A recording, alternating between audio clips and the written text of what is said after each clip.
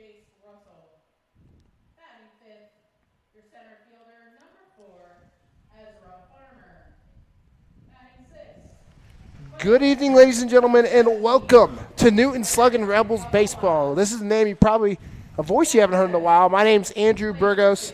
Jared is out for the night, so I thought I'd swing in and help it out. And of course, you're used to Carve right next to me. How are you doing, Carve? Hey, it's great to have you back. It's been a year. It's been a while. So glad you're filling in for Jared. I'm sure he's having a great time. He's got a nice vacation planned, so he'll have a great time with that. But the Sluggin Rebels play the Kingman Idol. There's a new team for the Sunflower Collegiate League this year, so that's super fun to see as well.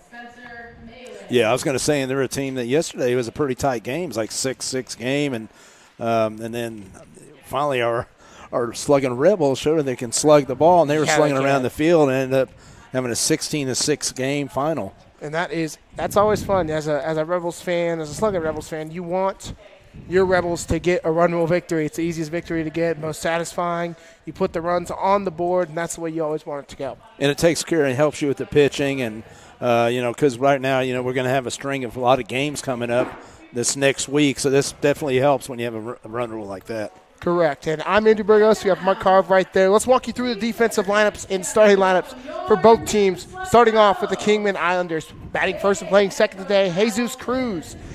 The shortstop batting second, Tyler Shepard. The left fielder batting third, Shelby Hogan. The designated hitter batting fourth, Jace Russell, correction. The center fielder, number 5, Ezra Farmer, batting fifth. And batting sixth, the catcher, Eric Pafoslis. The first baseman's batting seventh, that's Fabian Perez. The right fielder, Gavin Joverick, is batting eighth. And the batting ninth is going to be Gavin Barada. Now let's move over to your Newton Sluggin Rebels. Batting first is going to be the shortstop, Ethan Guerrero. Batting second, the third baseman, Dalton Patton. Batting third, the second baseman, Drake Durant.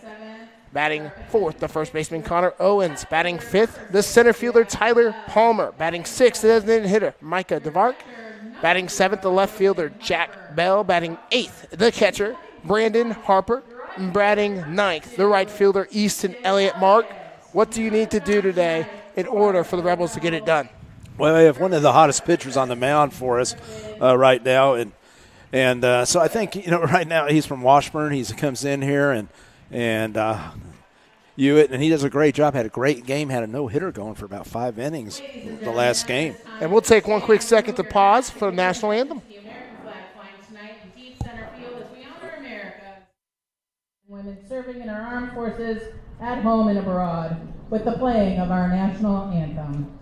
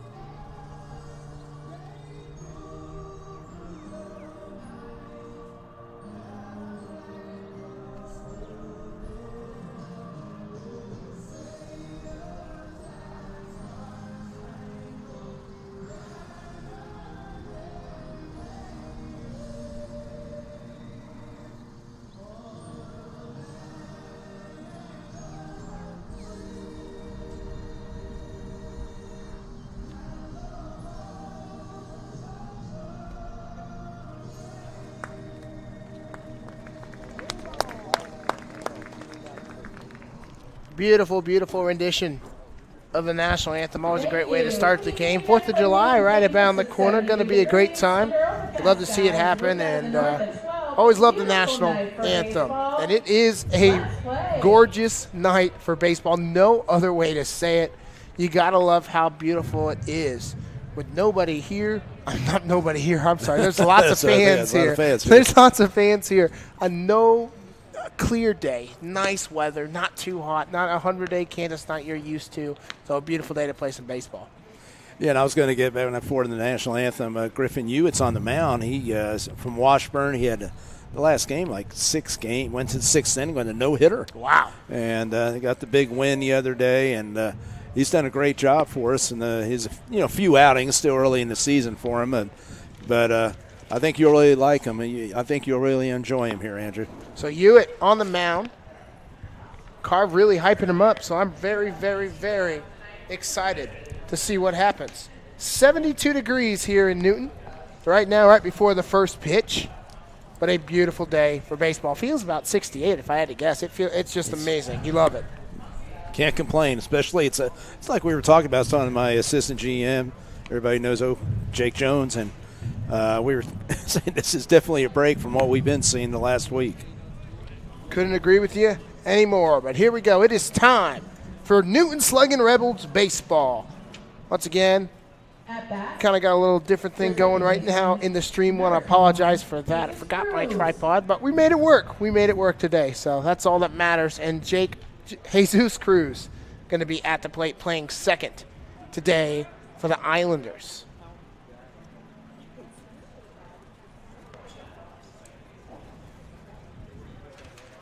Of course, catching is Harper for the Sluggin Rebels. Make sure home plate's good. Dust things off and get ready to go. And that little thing about you, Eddie, is 5'8", 170 from Highland Ranch, Colorado. Wow. The Mountain State.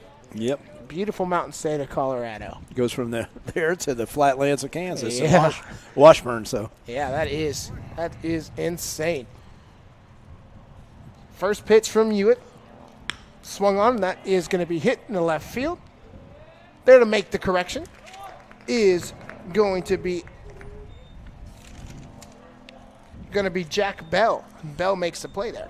Yeah, and right there you can tell the difference. This game's going to be different. Usually that wind's flying out of here. You see the flag away, go flying towards the north, but today it's coming in towards us with that cool breeze that you were talking about with the weather. And that is just, it's a beautiful day to play baseball. I'll say that about 10,000 times. Lights are on here in Newton, Kansas, and Hewitt does his job, gets someone in play, but right there for Bell to make the first out of the game. As that pitch in there for a strike, 0-1 the count. I always think that helps the pitcher out, especially this first inning. For a pitcher, is the toughest inning. Doesn't matter if it's professional or whatever. That pitch going to be swung on for strike 2 for Tyler Shepard. Shortstop.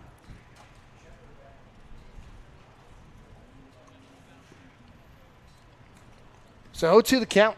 You see Kingman's. You can't really tell to the camera because it's so overcast today. Wearing their bright orange and blue. Yeah, it's a little different. It's different, but it's kind of like a Savannah Bananas vibe. I kind of like it. I mean, it has that Islanders type theme right there. And obviously we talked about it. Kingman, first year in the Sunflower Collegiate League. Very excited to have them on. Is that pitch going to be, just a bit outside there. Looked in the zone. They've been very competitive. Shepard right here is hitting .310, one of the top hitters on the team. 2-2 the count. 1 out, nobody on the pitch. Down low, ball 3. So from 0-2 to a full count we go. Make sure everything's running fine and dandy on YouTube. Do that quick check with a full count with 1 out. The payoff pitch on the way from Hewitt. Just a bit down low there for a ball. So Shepard has good plate discipline and gets to first base. Right, and that's one thing, Griffin, right there. He had a great game the other day. I think he walked maybe one guy. So, I mean, right now off the bat, we'll see what happens. He has enough days rest. I think he had 5 days rest, so he should be all right. Here comes a very, very tall, Shelby Hogan. Playing left field today for the Islanders. First pitch swung on there for a strike. 0-1. Yeah, he's hitting .208. 5 hits, 24 at-bats. It's not too bad. No. Still really early. It's wood bats. Yeah, the wood bat league's a lot different than your metal bat league in in most college ball, actually all college ball. And there's some JUCOs that don't. For instance, Central Arizona, the Vaqueros in JUCO. Right. In their league, they have a wood bat league, and then they get to play the JUCO World Series in a metal bat league. So That definitely helps. oh yeah, as that's going to be right there to you, Oh, a chance look at- for a double play, Whoa. and we'll get it. Yeah, you got it. What a double play there. Hewitt made the grab and got it to Owens, and that was an amazing double play sponsored by Patton Paul, attorneys at law, working for you. That is going to end the top of the first. What an amazing defensive play. We'll be back for the double. The bottom of the first. You're listening to Newton Rebels Baseball live on YouTube.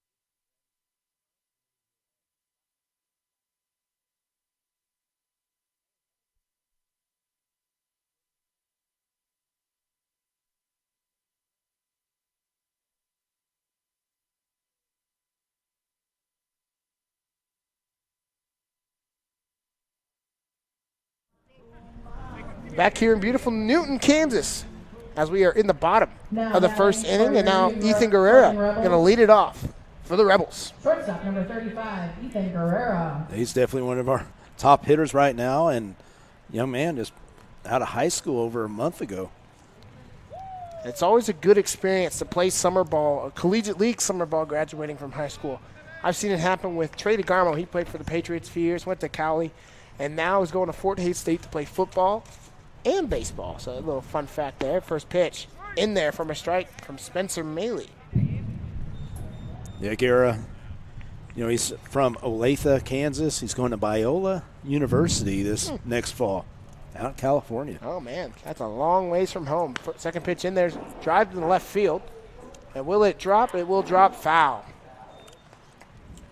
A lot of foul territory here. I know Jared always gets a kick out of that because it's looking all that space over there. There is. I've never noticed that, actually, till right now. You have lots of foul territories, which means you can also, if you fly the ball out, there's a pretty probable chance you will get a fly out in foul territory. Garrett is hitting 465. Guerrero. Pitch. Swung on there for strike three. And that is a Islanders strikeout for the first out of the inning. Just a little bit late on that swing. Yeah, Maley was actually a Rebels last year. He got a lot of innings here in Butler County. I don't know where he's going to college or anything, but I mean, he did a good job for us. He's a workhorse. Got a lot more innings than he probably did at college. Yeah. So it's going to bring up Dalton Patton, the third baseman, for the Sluggin Rebels. A pitch. Squared the bunt, a mile-high fly ball, and Melee will make the catch. Not the bunt you want there. No, it's a good idea right there. He had the third baseman playing back, but he not well executed. Saw that earlier in the Division I College World Series. They squared the bunt, almost looked like it was going to make it, but they called a interference at first base and really cost you the game. It was a questionable call, but well, it's always amazing to see in the College World Series how many times they do bunt. yeah. Kids don't like the bunt anymore. Yeah, and small ball is starting to kind of grow and go away. And it should. It should never have left. Yep. And it's going to bring up Drake Durant. The pitch is going to be just a bit outside there for a ball. Yeah, Drake's one of the leading hitters, too, on the team, hitting .333, 15 for 45, 2 home runs. He's also a pretty good pitcher. So Gerard, correction, it's Gerard. I don't know. Gerard? Okay. Is from Tabor College. Texas as well. The pitch going to be inside. Did it hit him? No. Looked like it might have hit his foot. It did not. Standing at 6'2", mountain of a man. Yeah, no, he's an interesting guy. He was our one-game Bethel College Player of the Game. He has that capabilities to be the big star of the game. Of course. That's exactly what you're looking for. Yep. In games like this. Lots of guys like that. That's what we're looking for. The pitch. Swung on there for a strike. 2-1 to count now. So with the count of 2-1, the Rebels looking to get a run around base. Plenty of baseball left to go as we're only in the bottom of the first.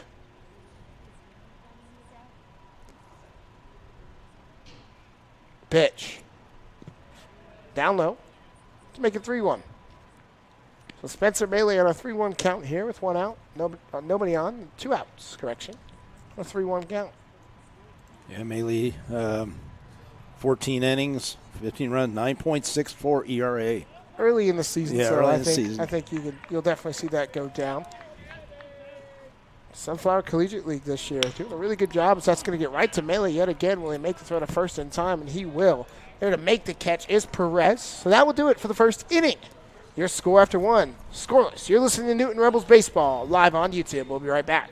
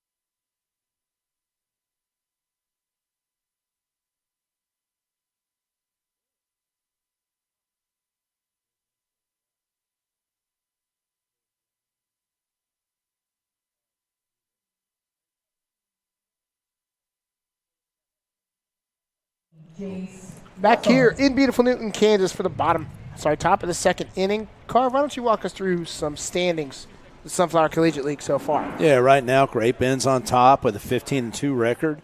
Cheney Diamond Dogs are 14-3. Hutch Monarchs 12-5. The Newton Sluggin Rebels 9-5, and then the Derby Twins 9-8. So actually, it's a pretty close league right now on the top. It's neck and neck because that first pitch is going to be a little bit down low from Hewitt, but that's the type of baseball you're used to seeing with the Newton Sluggin Rebels and the whole Sunflower Collegiate League, all battling to go to the NBC World Series. Oh yeah, and you don't know. I mean, it's gonna like Islanders. And that's going to be a mile-high fly ball hit into the left center field in foul territory. And there to make the play is going to be Patton for the first out. Gerard, I think. Oh no, I'm sorry. Is it Gerard? It was Gerard. I'm on the wrong side. Center fielder, number 4, Ezra Farmer. Notice how the ball's hit up and then it's the wind blowing it back towards the infield. But the Islanders are 4-9 in the league. Lobos are 5-8. Hayesville Aviators 5-8. And we still have 3 games to make up. Wow. First pitch is going to be in there for a strike from Ezra Farmer.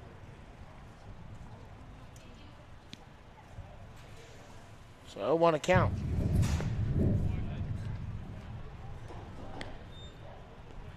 But that's the thing. We wanted, we've been kind of towards the bottom half of the league in the last 2 or 3 years, and that was one of our goals to be one of the top 3 or 4 this year. So hopefully we can do that, stay up there. Couldn't agree with you anymore. I think Newton Sluggin Rebels, they made that merger this year. We talked about it earlier in the year when you were thinking about making the move, and you thought, you know what, we got to boost this team right back up to NBC quality. And it was always close before, and nothing to dog on the past teams. You just wanted to make that extra step to make sure you had a better chance. Well, and I want the fans up here in Newton, Kansas, excited, and And what best way is have one of a better baseball team. I want a good baseball. And like you said, I mean, yeah, I have nothing against. I mean, that's some great players, obviously. That pitch is going to roll and be fair on the first base line. Owens couldn't make the play. It's going to roll all the way back, and that is going to be a sliding double for Ezra Farmer. Just got good contact on it and right in between that foul fair line on the first base line. Yeah, that's, you know, I thought it was play, especially with his glove side. You know, it's just, even if you knock it down, you still get a play because you have the pitcher coming over. But he it's like between hops there, went over his glove. And that happens every once in a while, but one thing you got to do now is shake it off. Yep. Hewitt giving up his first hit of the game.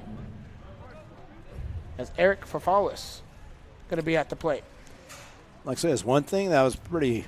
I mean, when I watched the game yesterday and went to Kingman, I was pretty impressed. Some of the guys, the hitters, they were using the field real well. Talking about the Islanders, so. And then right here, you know, Fafalis, he's hitting 258, 8 for 31. Well, thank everybody watching. About 23 of you on YouTube.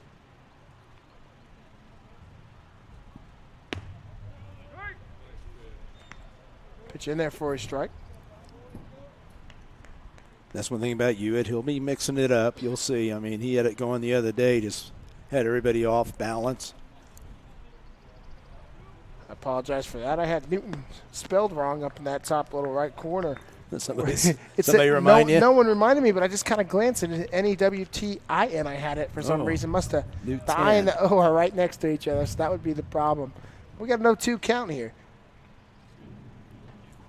Fafalis playing catcher today for the Islanders with the runner on second. 1 out. The pitch. High. Throw to second. Going to be close. Not in time. That's a good move. Just sailed a little bit too high. Right. I like Palmer, the center fielder, sprinting in right there, too, in case it got over. And Harper with a good throw, but just a little bit too high. Patton wasn't able to make that play. Yeah. So the count now at 1-2.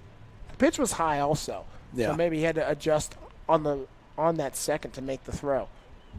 1-2 to count the pitch. Just a bit inside there for a ball, 2-2. Yeah, right now he's upset himself right now. He's missing his spots. Yeah. As you can see, because he right there was away, and that ball was way inside, almost hit him. So 2-2 the count. 1 out. Runner on second. The pitch. Swung on. Did he go? He did. Throw to first. Going to be in time for a strikeout. Good block by Harper right there, too. First Sluggin Rebels strikeout of the day. And that was a good block by Harper, not to make it go past. From the pitching staff is sponsored by Pizza Hut of Newton. And one out pizzas the Hut. Now batting for your Islanders, first baseman number 10, Fabian Perez. So Perez is going to be at the plate. Yeah, Fabian Perez, he's hitting 217. That pitch going to be down low, ball 1. 217. Yeah, 10 for 46. And like I said, it depends on who you play, too. Right. You know, some pretty good teams and better pitchers, obviously. Right. I mean, you got Cheney, Hutch. They have. And that pitch is going to be rocketed right to Hewitt. Is he going to make the play in first in time? And he will. That is 3 plays that have been right to Hewitt. He's made every single one of them. Hewitt, so far, doing a great job. We'll head to the bottom of the second, still scoreless. You're listening to Newton Rebels Baseball live on YouTube.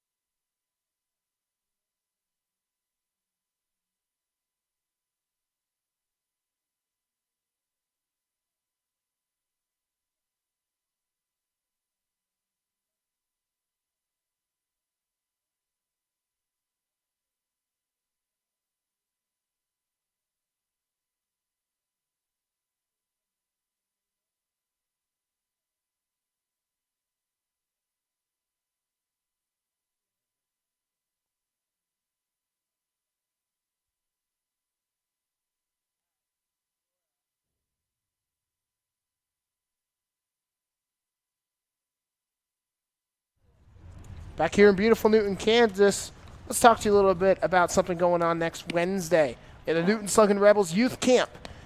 You can report here, ages 8 to 15. Registration time and report time is 7:30 in the morning. Instructed from 8 to noon.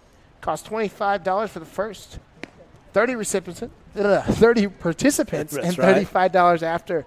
So be sure to come on down if you're in the area. Bring your little kiddos, and those camps yeah. are always fun. That sponsor is Midway Motors for that. Yeah, and we usually split up the younger age and the older ages and the coaches and the players, and it's a fun time. It's a fun, morning. And, like I said, we usually try to get about 35, 50 kids maybe, and we still have a few openings.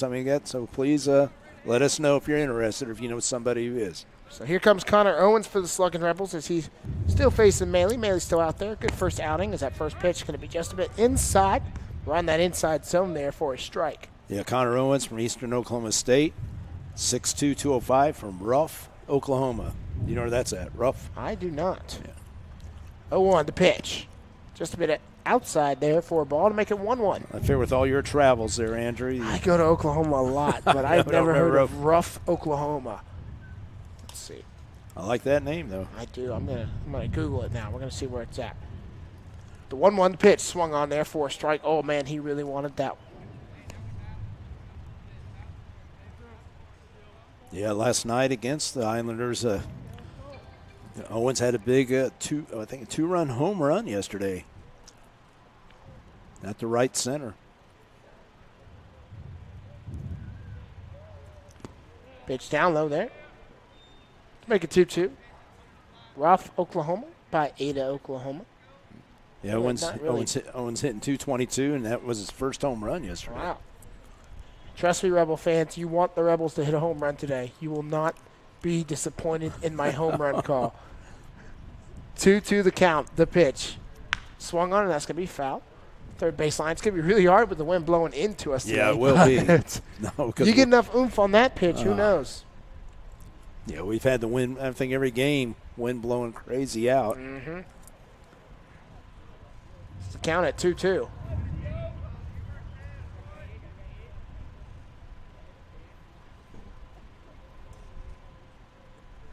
The pitch.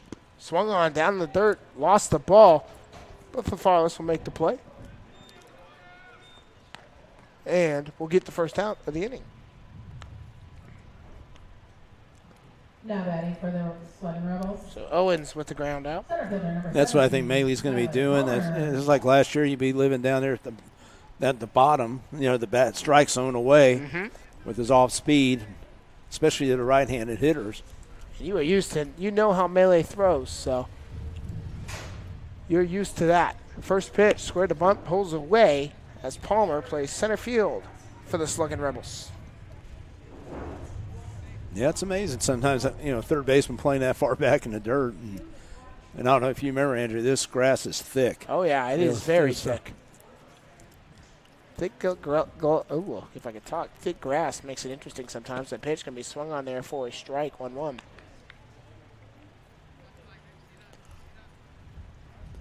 Palmer from the University of Nebraska. Well, he actually is transferring to Southeast Community College in Beatrice. Okay.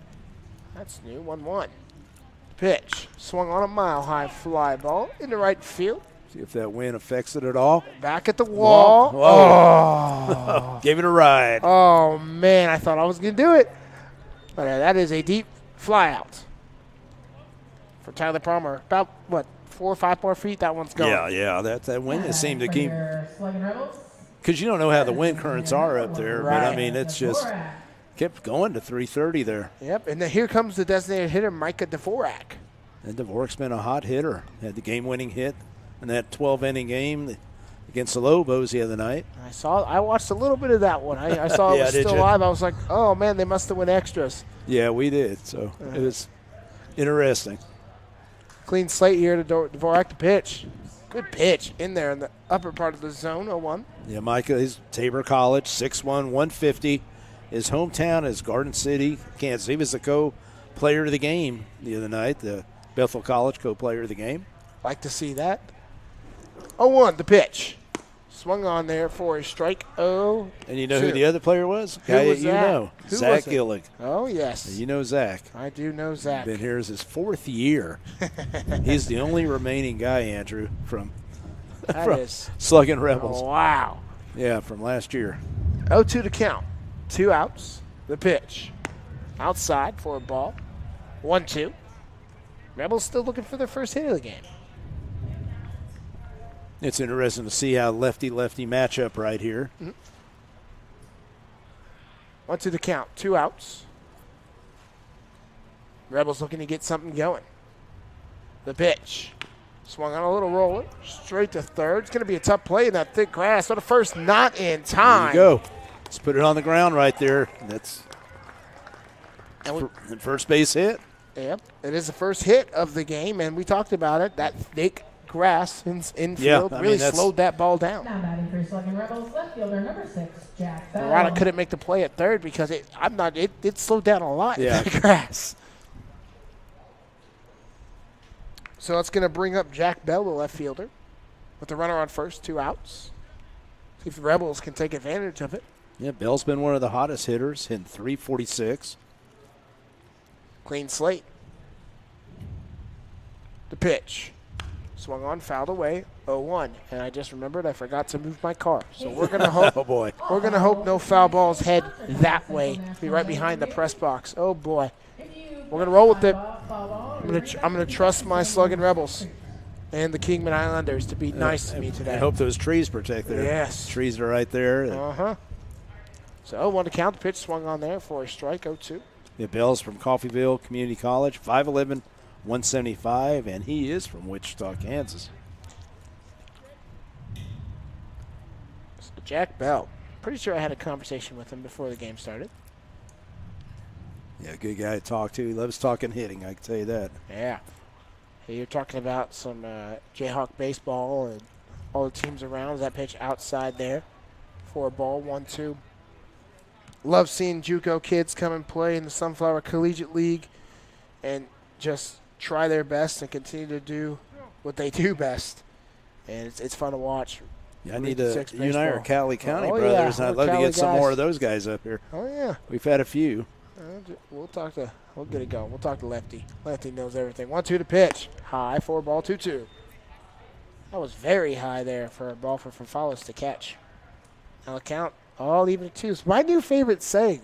Thanks to Grand Junction, Colorado, Deuces Wild. 2-2 count, 2 outs. I didn't know that saying until I went to Grand Junction. Deuces Wild. Also, the hot dog is loaded. I don't know if you've ever heard of that one. That's what they say when the bases are loaded in Grand Junction. You learned a lot on that. You had a great experience. Oh, it was a blast. I'm proud of the Tigers. 2-2, runner goes, swung on. That's going to be a fly ball out of play. The count stays at 2-2. Good battle here by Jack Bell.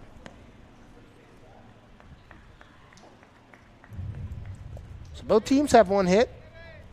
Who's going to capitalize first? And this, I think, this is what the Sluggin Rebels need to do is see some pitches and, can't let Maley get out of it in a few under 10 pitches. Yep. In an inning, you got to make sure you get his pitch count up.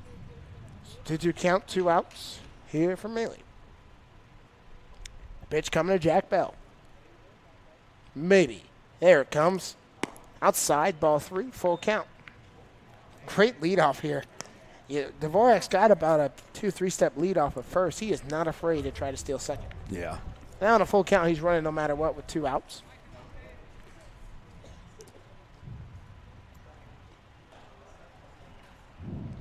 So full count, payoff pitch on the way from Maley. Heading to Jack Bell. The pitch, runner goes, swung on a mile high, fly ball, just got a little too much of it. Yeah, too much. And there to make the play is going to be Perez. And that will end the second inning. Still scoreless. You're listening to Newton Rebels Baseball live on YouTube. We'll be right back.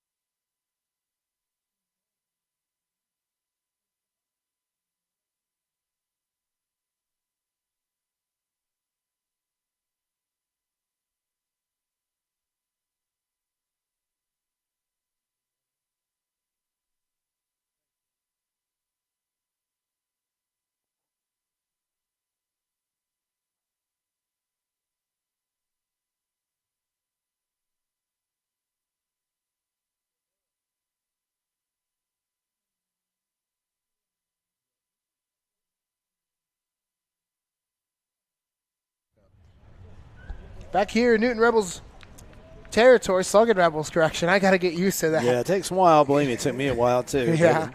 Jervich going to be at the plate for the Islanders. You know, I've been around for about 4 years now. And Yeah. and Wichita Sluggers, Newton Rebels, both different teams. Now they're merged together. I really like the idea. Pitch going to be down low there for a ball from Hewitt. I enjoyed working with you last year. That was a lot of fun. Yeah, I really enjoyed it as well. Starting to make some big moves for me career-wise and learning new things. This year I got an internship with Greater Wichita Athletic Sports Commission. So it'll be fun. Get to work with the NBC World Series again, be a little bit more in depth with that, and actually get to meet Buster Posey in 2 days. Yeah, I'm that's pretty really exciting. Tell me about that. That pitch going to be in there for a strike. Remember, 2-1. I used to go to some of those, when Johnny Bench. Yeah. And I was a college coach, and going over there to help out, and summer coach, they usually need some catchers. 2-1 pitch swung on there for a strike, 2-2. And I bet at the catcher's clinic in a few days we'll see lots of catchers from around this summer teams come around. Near Jervix in 298, 14 for 47. Playing right field for the Islanders. Pitch. Whoa. Close. He's just having a little trouble right now with his off speed. Yeah, that was a good pitch, though. I'll give him that. Yeah, no, that was good. Almost went for it. Full count. Payoff pitch on the way from Jervich.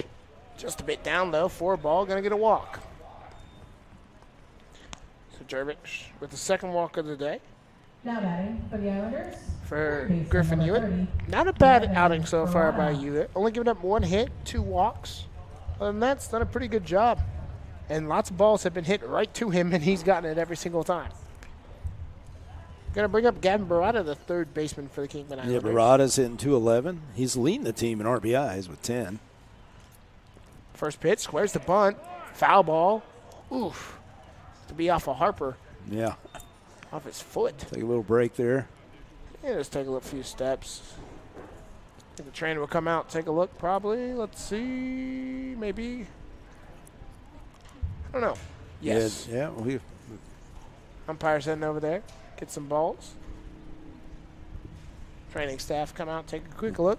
That's Coach Josh Jones. There you go, Josh Jones. Making sure his catcher's all right. Yeah. Does a good job working with the catchers. And seeing, we also have, we have trainers from Bethel College here. I said we try to go all out here at Yeah, the Sluggin good. Rebels, trying to do everything we can. You see that a lot. You see catchers really take a lot of hits, and it's not fun to watch. it's but the it's a toughest part of their position job. out there, Yeah, right? I agree. Like you're talking about catchers, just saying you're going to see a lot of them, and that's one thing. And the thing, if you're going to be a good catcher, and I'm sure Buster Posey will say this, you can't be lazy. Yeah. You cannot no good catcher has been lazy. You have to work hard at it and be ready to take those just like that, those hits. Sometimes you get hit with a bat even. Yeah. Late bat coming through, hit your bat. glove or hand. Yep. And you control the whole game. That's Yeah. what I love. Well, you're the coach on the field. Exactly. That's the one thing I learned about baseball early is they control the field and the game. It's really fun to watch. But here we go. Barada. First pitch. In there for a strike. 0-2 actually. So 0-2 is the count.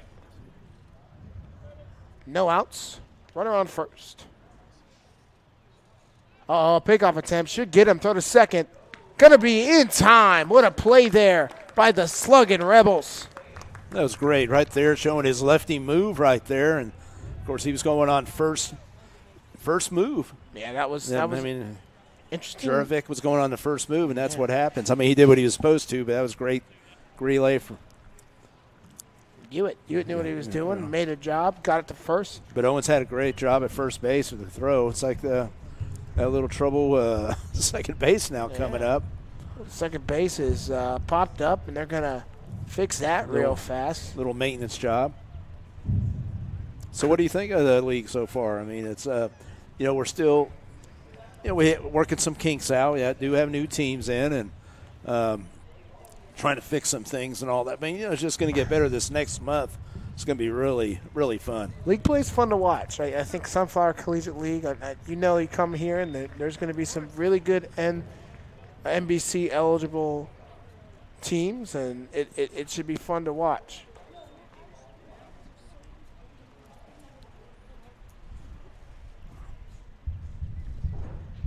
So here we go. Barada still at the plate on a 1-2 count. Pitcher on the way, fouled back. Oh, you heard that with the effects that's mic. your effect mic. Yeah, that was my effects mic. That's a field mic down on the field. Heard a coosh. So 1-2 to the count, 1 out. Now nobody on. Good stop there by the Rebels, and I can't get over that move by Griffin Hewitt. Made sure he got it done. The pitch is going to be just a bit down low for a ball, 2-2. So Barada playing third today for the Islanders. 2-2 the count, the pitch. Outside, down low, full count. Say Craig Ney said he's coming in the chat with you, so we'll have to check him out here. I'll take a look. He's our PA guy. He's gone on a little break. Got Heidi doing a great job over there. Craig, be proud of you, Heidi. Another walk.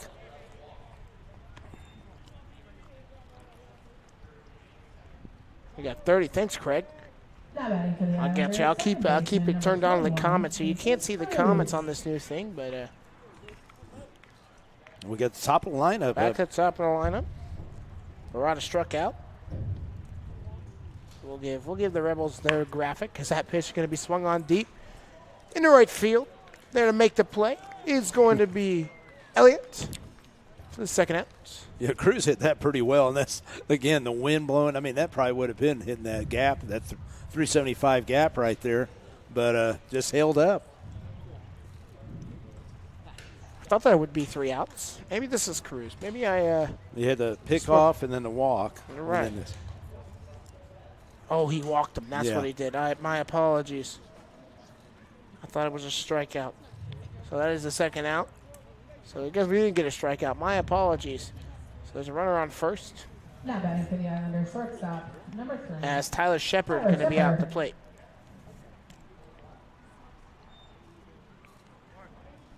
So counted a 1 out. Runner on first to pitch. Swung on there. Oof. Man, good off-speed pitch there. And Shepard was just a little bit late.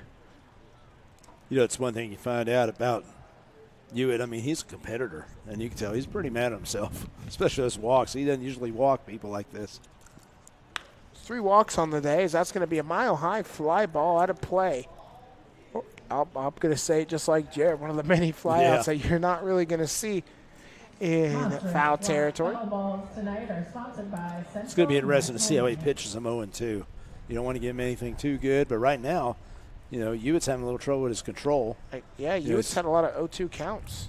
That's going to be just a bit high. He went, though. He got the high one. He got that call there. And there it is. That's a called strike 3. And that is going to end the top of the third. We'll be back for the bottom of the third. Still scoreless. You're listening to Newton Rebels Baseball live on YouTube.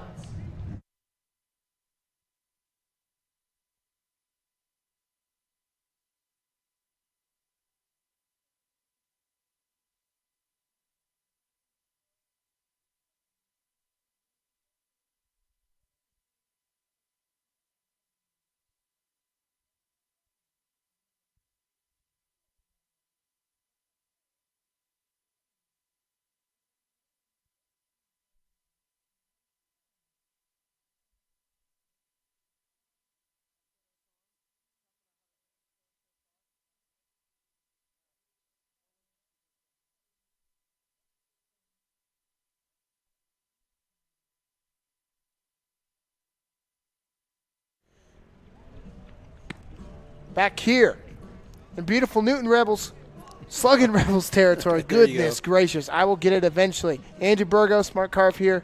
How do you think the game's going so far, Carve? Yeah, pretty good. I mean, right now, with the wind blowing in, I think it's changed it. I mean, with a lot of fly balls that might have been gone to the fence or being held up. So I think it's kind of a game where everybody's got to stay on top of the ball, utilize this thick grass out here. It's going to be, once they start doing that, I think it's going to be a different game. But the pitching's been good. I mean, you know, I know Hewitt's not Hewitt's not happy with himself, but he's getting out of jams, and that's what you have to do when you don't have it together right now. But once he does, I think be ready.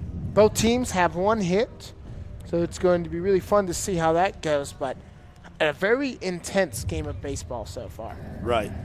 And those are the games you like to see. Oh, yeah, no doubt. Sluggin Rebels. So Brandon Harper going to lead it off for the Sluggin Rebels. Number 0, Brandon Harper. Harper's first time up. Yep. Brandon from Eastern Oklahoma State College, 5'9", 175 from Tulsa, Oklahoma. I think everybody knows where Tulsa's from. Yeah, that's right. You've been there. I've been there multiple times. Don't have to Google that. Nope. Clean slate, first pitch. Swung on, and that is going to be a little blooper. A nice fly out there by Brandon Harper. Good effort, but Melee was right there. Just kind of tipped it up and couldn't get much with it. And the one thing, I know pitchers, they love pitching with that wind blowing in. Oh, yeah. They love it. I mean, it's a little different than the game yesterday. If you look at it, when Right fielder, Sluggin Rebels had 16 runs, and here we Right. haven't scored any yet. So It's going to bring up Easton Elliott. Easton Elliott playing right field. If I'm correct, isn't he from Johnson County? Yes, he is. He had Yes, a he heck is. of a tournament in Manhattan, Kansas. Johnson finishing third. very good athlete. Started out the season really well. He's kind of had a little trouble lately, but his athleticism is unbelievable. Let's see if he'll give the Sluggin Rebels the second hit of the game to pitch. Just a bit outside, 1-1 to count. But he can play infield. He can play outfield. He's done it all. He really has. 1-1 to pitch. Swung on, fouled away. 1-2. Yeah, and I mean he actually had a home run a couple weeks ago, and strong young man, right center field, right over that 390. Wow. So 1-2 to count. 390 dead center, kind of midway. And right center field, 375 to pitch. Just a bit outside. Make it 2-2. He's definitely the kind of guy you want on the bases so he can use his wheels. 330 on the foul poles. And you got that line of trees. Kind of reminds you of a Hobart Detterfield kind of type of vibe. Yeah. Spent lots of time at Hobart Detterfield last year. Pitch swung on. That's a blooper. Will it drop? And there to make the catch is going to be the second baseman, Cruz.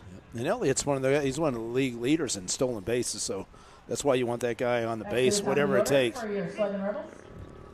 Shortstop number 35. It's going to bring up Ethan Guerrero. He struck out his first time up.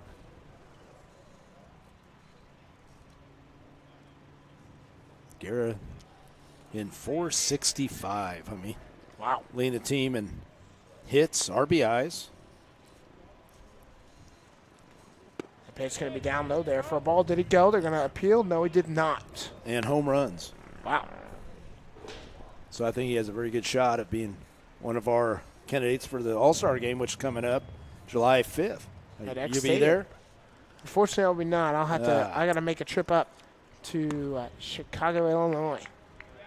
You're always in demand. That's one thing I noticed about you. You're always. Yep. It's already.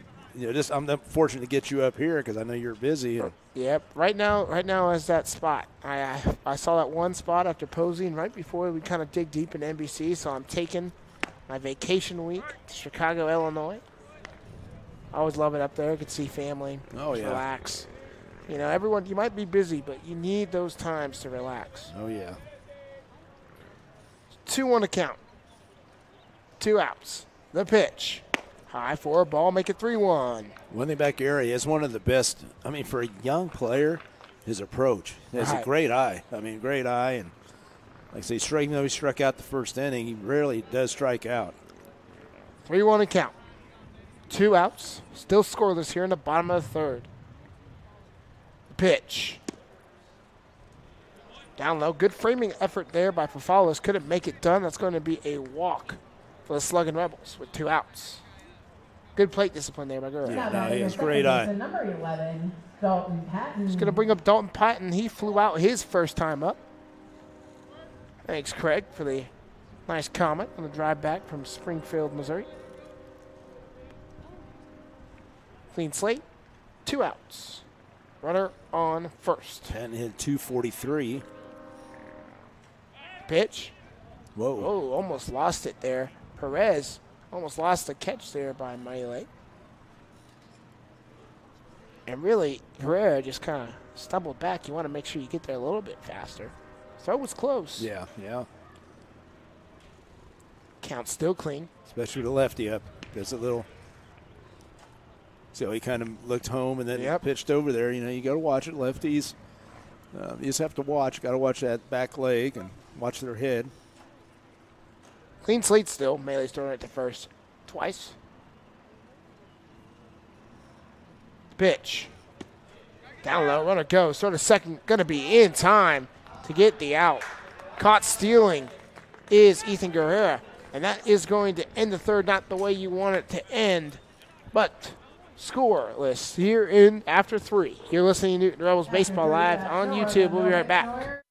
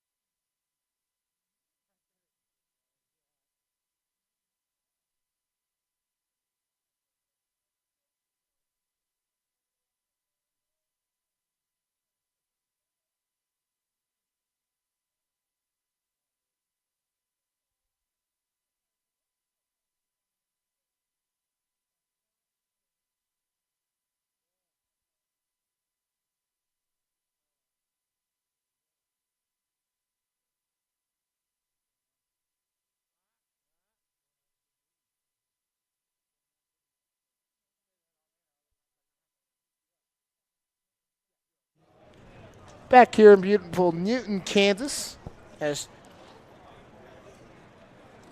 Shelby Hogan going to be at the plate. He's 0-for-1 with the line out today.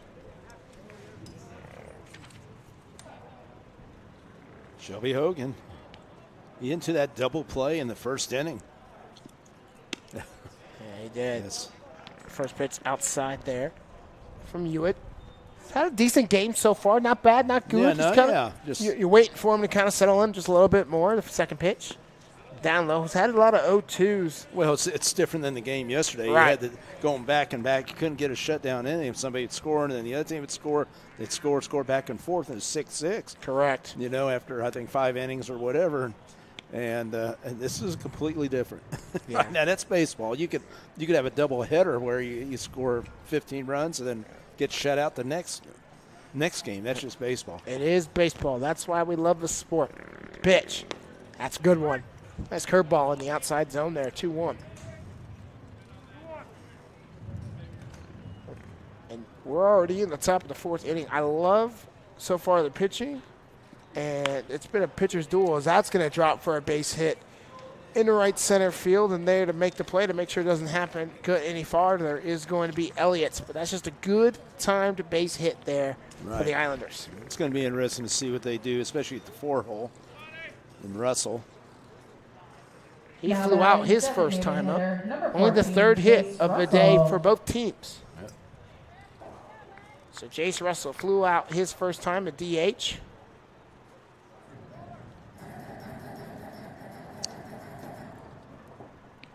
That's what Coach Toby does right here. Pitch. Going to be down low and inside for a ball. Yeah, he's just not locating that fastball like I said the last game, which every game, it's different for a pitcher. Of course, the scoreboard is done. So there's no out runner on first, and that's going to be foul ball on third baseline. My apologies for not having the scoreboard up. But I got it up now. 1-1 to count. No outs. Still scoreless. Combined 3 hits so far today. It's a good baseball game. Yeah. Pitch. Swung on there for a strike, throw to first. Whoa. High. Yeah, you don't want to do that. You do not. Well, nobody on base. You know, that's all of a sudden he gets second, possibly third base.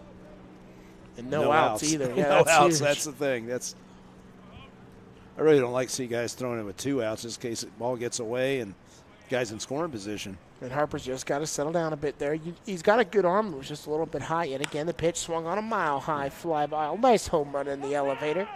As Palmer's under it. See how he had to run way in? Because that wind blowing it in. Blowing in. So Harper's going to make the play.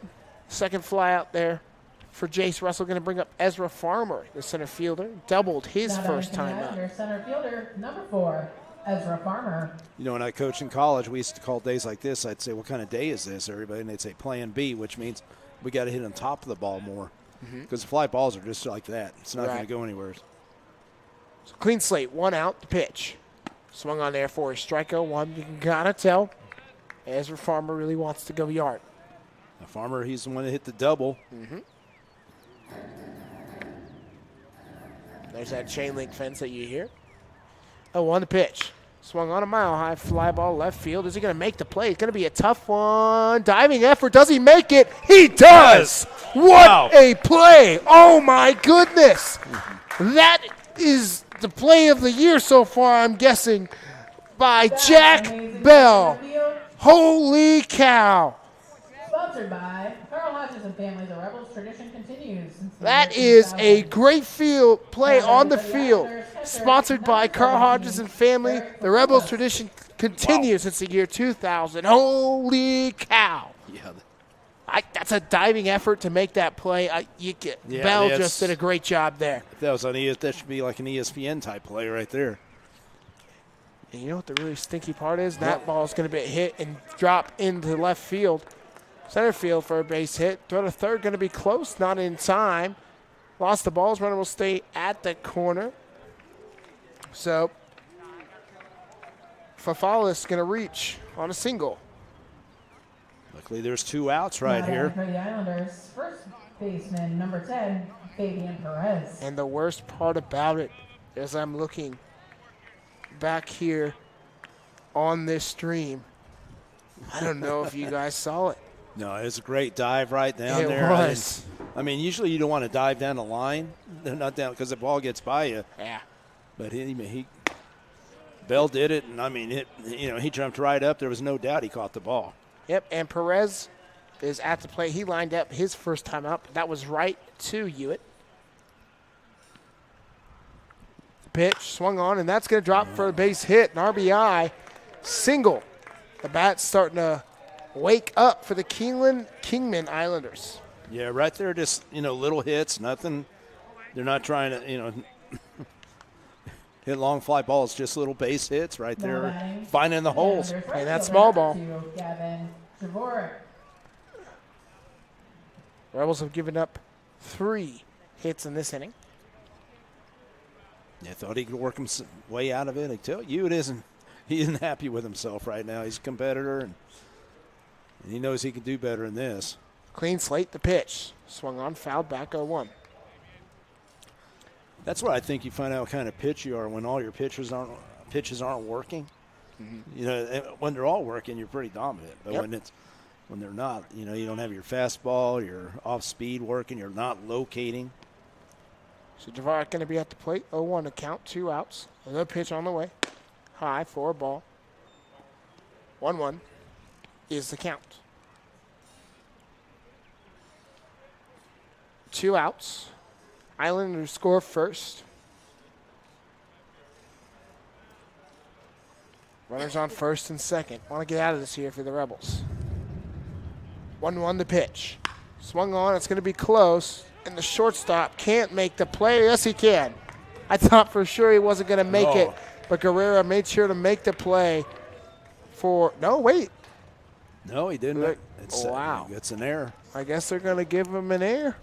I spoke too soon. It looked like a clear tag, but the umpire says otherwise. So an error for the Rebels. So Jovic's going to reach on an E6. Yeah, that's a tough play right there. I mean, you just got to stop it, and keep it in front of you, then flip it over to second base. Yep. So base is loaded. Barada at the plate. Now batting third baseman. The ninth batter in the lineup. Guerrero. And he walked his first time up. Right. Dangerous position here for the Sluggin Rebels. Got to work out of it. Pitch swung on, fouled back, 0-2.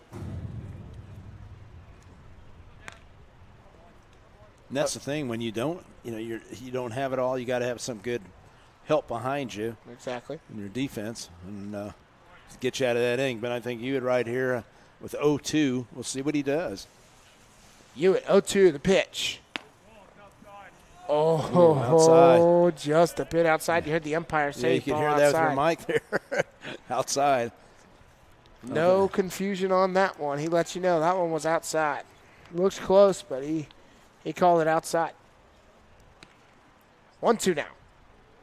The pitch. Swung on a little roller. They're going to make the play. Is Patton. He'll make the play, and that's going to end at the top of the fourth. Kingman does score first, and they lead 1-0. You're listening to Newton Sluggin Rebel Baseball. We'll be back right after this. 3.5. 1 run.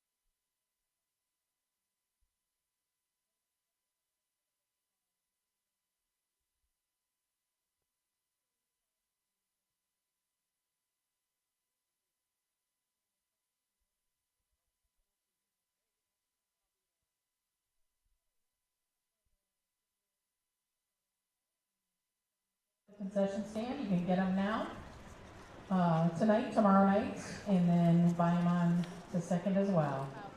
A little information that you Leading might have off caught for the your end of Southern there. Rebels, Veterans Night coming around. Yeah, it's going to be a military night with the National Guard. Tim Marler, one of our big, he's one of our big sponsors, and we're putting a lot into it. Getting a TV away. Yeah, like I said, a lot of things going on. Back here. We have John Abel, Sergeant, have 5 tours of duty, thrown out the first pitch. Nice. Probably we'll have him up here in the broadcast booth. So I Yeah, know you pretty well. oh yeah, no, he's awesome. 1-0 count. Pitch on the way.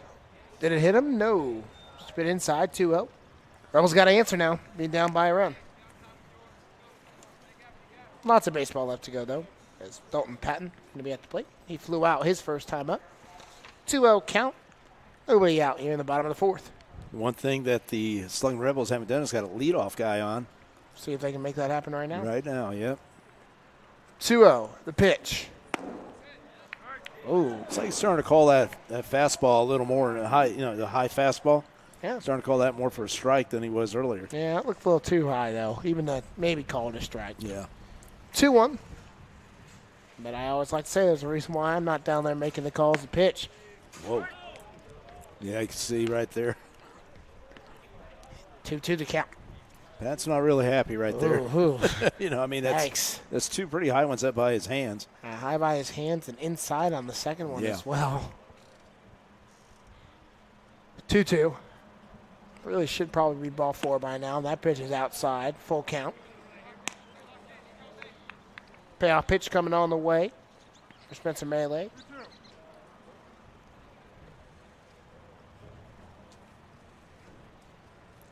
I want to thank everybody for tuning in to Newton Sluggin Rebel Baseball. Full count, payoff pitch. Swung on, strike 3. Struck him out. And Melee, what was third strikeout, I believe. Yes, it is. That is his third. Number 7, Drake Gerard. I have 2. Do you have 3? Yes. Oh. Yep.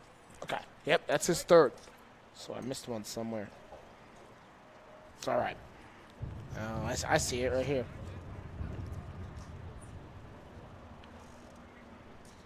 So we're going to bring up Drake Gerard. Ground out his first time up. Pitch. High there, 4-ball, 1-0. Let's see, that was about the same area, though. I mean, Yeah. look at it. I think it was, what do we know? That's why people always ask me. I don't "Why you complain too umpire?" much. Yeah, exactly. I said, I said, no, I couldn't do that. If it's obvious, like some of those that look pretty questionable, wow, that's going to be fouled away. That's hitting someone's car. But I don't really complain too much. I kind of let the umpires do their job. I'll do my job. I was taught that when I came up. Back when I was at Cali County years ago, Ben Cleveland was boy. a coach. Then he had us umpire a little kids tournament, Yep. and I'm sure he had the coaches getting on us. So for a lesson, it's a lesson to be learned. Oh, Ben Cleveland. I know that name very well. Yep. 1-1 the pitch. Pitch high. He was a great man, gentleman. I mean, he was awesome to play for. And but that's one thing he taught, because he had a lot of respect for umpires. I guess he had done it or something, you know. Right. And so he had us do it. It was pretty funny because guys were getting on us, and we had to deal with that. Yeah. Whoa. 2-1 to pitch. Good frame there by Fafales. Makes the called strike. Make it 2-2. Rebels got to get their bats going right now. Only down by 1 run, but you really, on this top of the lineup here, you want to make sure you get some bats swung and some runners on base. 2-2. 1 out. Pitch on the way. Swung on, and that's going to be deep into right field. held And up. Man, Yeah. It's that dang wind. Yep. Jorovic makes the play, but it's that dang wind. That was a good hit ball. You heard it off the bat. That just looked good the whole time.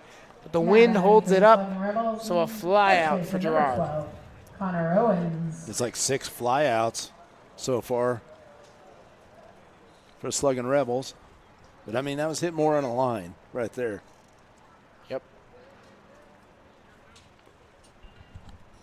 So here comes Connor Owens. He grounded out his first time up. Pitch. Ooh, man. Ooh. Swung on that one. That was a little bit there's- outside and down low.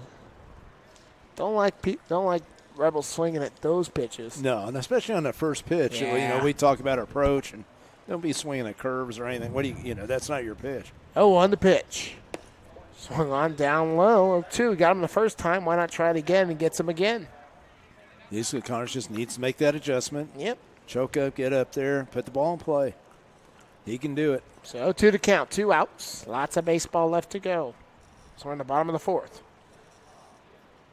The pitch on the way. Outside. There you go. Made that adjustment. 1-2.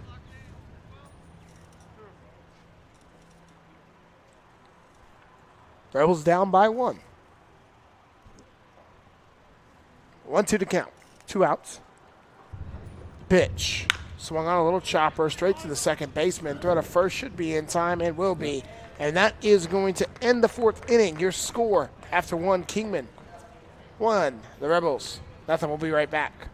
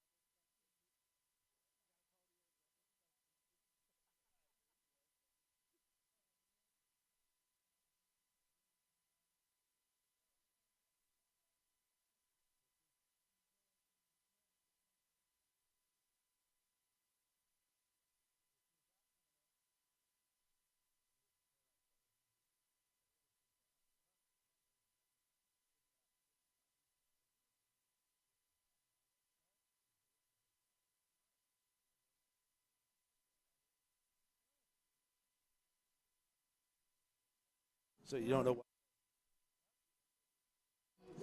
Back here in beautiful Newton, Kansas, sun's starting to come out. Yeah. Not overcast as much anymore. You like to see that as we're in the top of the 5th. Clean slate here for the Islanders. Hewitt's still in there. Cruz should be at the plate if I'm correct. Leadoff hitter. Pitch. In there for a strike. 0-1 as the sun really starting to come out now. Now batting your second baseman, number 21, Jose Cruz. This will be the third time that Cruz has seen Hewitt. And that pitch going to be a high fly ball out of play. Sounded good off the bat. And, of course, when he swings the bat, the wind dies. Yeah. The wind's dead when the Rebels make that hit. When you can see Gerard makes that hit, it's gone. You look at the flag right now. Dead. Yeah, dead. So it could be changing the game right there. It could. This counts 2-2 now. The pitch on the way. Swung on a little roller. We'll get through the gap. Possibly. No. Will he make the throw in time? No. That's a good effort there by the Rebels' second baseman, Patton. But that's one thing. They're hitting it down more. Right. And that's the first hit of the day for Cruz. You got to start thinking, is Griffin Hewitt's pitches numbered coming up? Yeah. I don't know who he has. Looking over in the bullpen there, but can't see. Can't really see from here. No. I don't know if anybody's in there. We'll have to. You don't have a spotter? No spotters. Nobody's in there. No one's in so the he's bullpen sticking yet. with them right now. 0-1 count the pitch. In there for a strike 0-2. And it's not Hewitt hasn't done a bad job. Just give up a few more hits coming up in the past few at-bats. So. Well, it's tough because you compare what he did the last outing, which was unbelievable. Right. So 0-2 count the pitch. High. Throw to first. Going to be close. That's loses the ball. We just talked about that. Yes, we did. So That's Cruz going to make it. Now you put him in scoring position. You don't need to do that. Catchers don't understand. They can just do a fake pump. Let's get him diving back. Because a lot has to go into it. You got to catch it, and the guy diving back, it might deflect off his helmet or something, Not seen it way too many times in my career as a coach. So Shepard got a 1-2 count. Now Shepard comes up, and all he's trying to do is try to get him over to third base. Right. Gives up that double play. This is part of learning the game. It's part of what we work on. Time called. And I'm sure, coaches work with them in their schools. The pitch swung on, shot, foul away. Still up 1-2. Summer baseball. It's great. I love summer baseball. I do too. I think that's where it really improved me down in Arc City. Playing ball, and of course I didn't play baseball that summer until the summer for my sophomore year in high school. Right. Pitch swung on. That is going to be a fair territory. Diving catch there by third baseman. Throw to first in time. Throw to third. High and sails it away, and the Islanders will score again. Oh, man, an excellent play there by the third baseman, Gerard. Yeah. But then I don't know if Owen should have made that throw. No, he didn't have a shot at him. I didn't think he had a shot. So the Rebels do get one out, Now but the Islanders score one. Number 7, Drake. So Shelby Hogan going to be at the plate. Hogan, Shelby.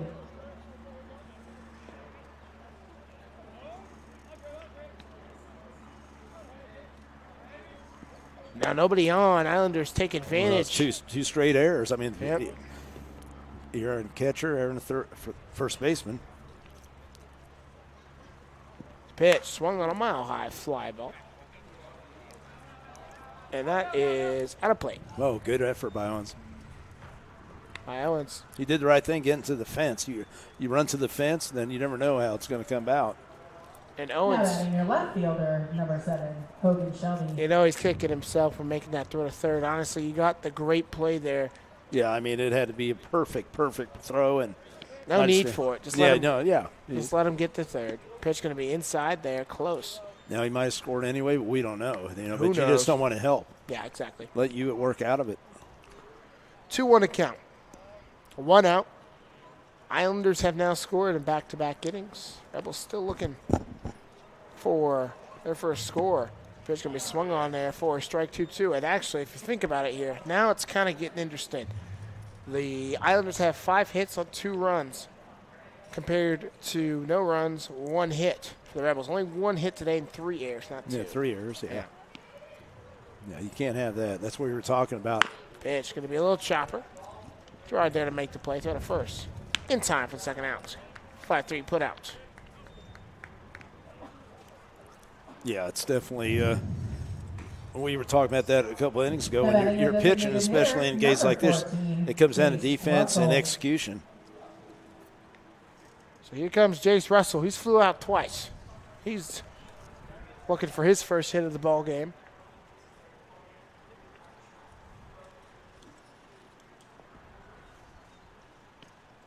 And you're right. I mean, Ute hasn't pitched that bad. I mean, I know he doesn't have his A stuff. Yeah. Pitch going to be in there for a strike 0-1. But he's pitching good enough. He really is. He's keeping him in there. And honestly, the second run isn't his fault, even though he let him on. But the air really got that second run in. But 0-2 count, 2 outs. Can Ute get it done?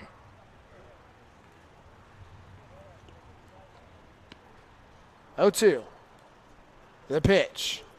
Just a bit outside. 1-2. Yeah, Kingman's definitely, they've left some guys on base. Yeah. And one thing, I mean, had 1 hit. You were talking about 1 hit by the Sluggin Rebels. Yesterday they had 18. Wow. So it's like that's summer baseball for you folks. Right there, the pitch. Inside for a ball, 2-2. He's just overthrowing that fastball right there. So deuces wild, 2-2 count, 2 outs. 2-0 your score. The Islanders are up. The pitch. Swung on, strike 3, struck him out. Change up right there. Good pitch. And that will end the top of the 5th. The Rebels down by 2. You're listening to Newton Rebels Baseball live on YouTube. We'll be right back.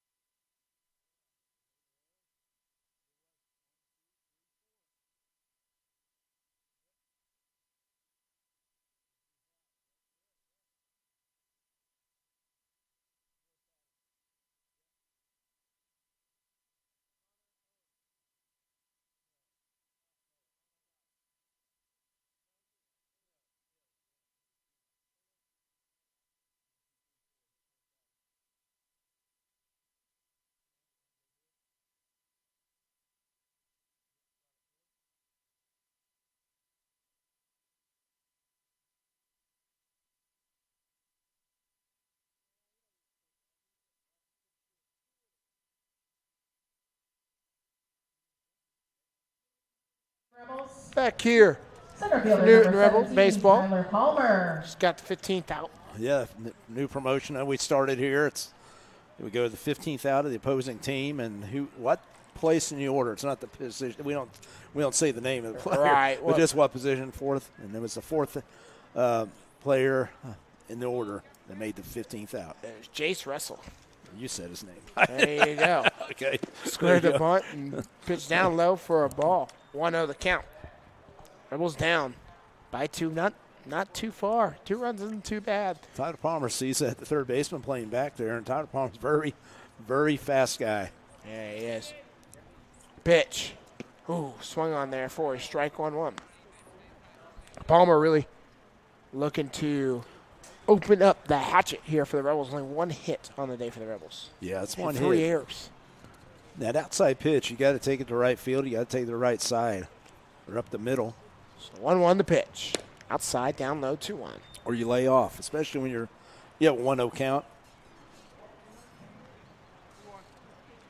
Young man, a lot of talent. Like I say, he started his career at University of Nebraska. Now he's going to Southeast Community College in Nebraska. That's usually what happens with D1 folks, And that pitch going to be in there for a strike. Looked pretty inside, but we'll just move on from that one. You see that a lot with big D1s. They send it to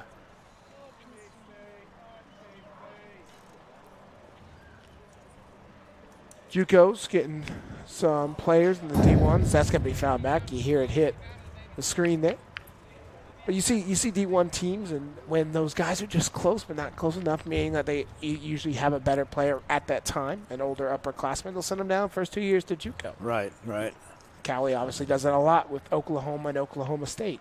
And Wichita State starting to get some players. 2-2 the pitch. Outside.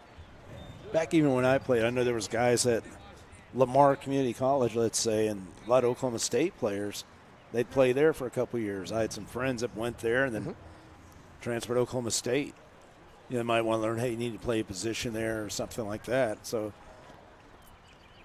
it's all about the network with the coaches. And now Cali's got 5 players going to Oklahoma next year. Pretty crazy. Pitch going to be inside, down low, ball 4. Got the lead off for the first time today. First time in the 5th inning. On the base. So a walk there by Palmer. At least try to get this to a 1-run game. Just chip away. Still have a lot of game left. And Micah Dvorak, going to be at the plate. He singled his first time and the only hit of the game. Micah Dvorak. And as a DH, that's your job. Get on the base. Yep. Yes. The one hit. Yeah, you're right. Yeah. That's it's the one hit of the game hit so far for the Rebels. So Melee doing a very good job for the Islanders, and that's why he's one of the best. And the runner's going to steal. What a bunt. You saw the third baseman being very far back, a sacrifice bunt. And that is exactly what you want to see. You catch the third baseman off guard. He was pretty far back. Brada was there, but he makes the throw to first in time. Yeah, I wasn't sure because I think he would have had that base stolen, but he went. It's like a bunt. It's a bunt and run. Yeah, it was. If it was a bunt and run, then you want to have that, I don't know. Palmer, bunt and run, it's just like, okay, you want to go to third base because that third baseman was up there feeling it. And I think Palmer had the base stole no matter what. Yeah, he was diving in, so he was face first and second base, so he didn't know it. So Jack Bell going to be at the plate. 1 out, runner on second now. Pitch. Swung on, that's a mile-high fly ball in the center field. Will it drop? No, it will not. Runner tags up but decides to stay at second. And really, with that throw, you probably could have made it, but it looked like, and it is, Palmer kind of got tripped up when he had to go back and tag up. So 2 outs now. Man, just like that. Yeah, right now it's just too many flyouts. Brandon Harper. And, Bell has had 2 basically home run flyouts if the wind is blowing the other direction. Yeah, that's the trouble. Today it's just not carrying. It's not going to carry like we're used to, especially with the cool weather. Hot weather, ball carries. You see that in the major leagues, aren't you? And I don't see very many 60-degree days here in Kansas. Overcast and 60 all day long. I loved it. I love nice chilly weather like that. The pitch going to be high. Well, it reminds me of fall ball. Oh yeah. Only coaching fall ball through the years, and I always kind of liked it. It's kind of it's fun. So 1-0 the count, 2 outs. I see Harper get a nice hit right here. He's got some good speed at second. Pitch. Pickoff attempt unsuccessful.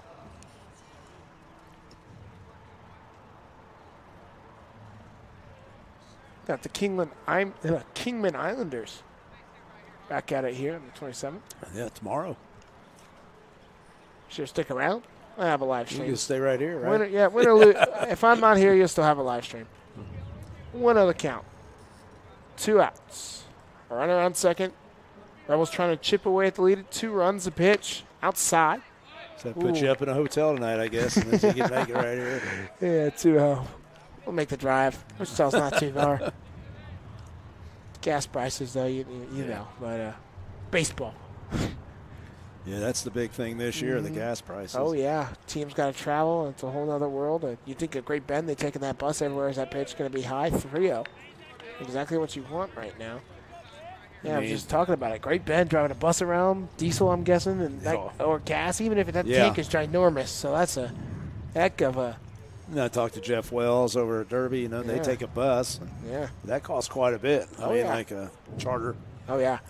3-0 pitch. In there for a strike.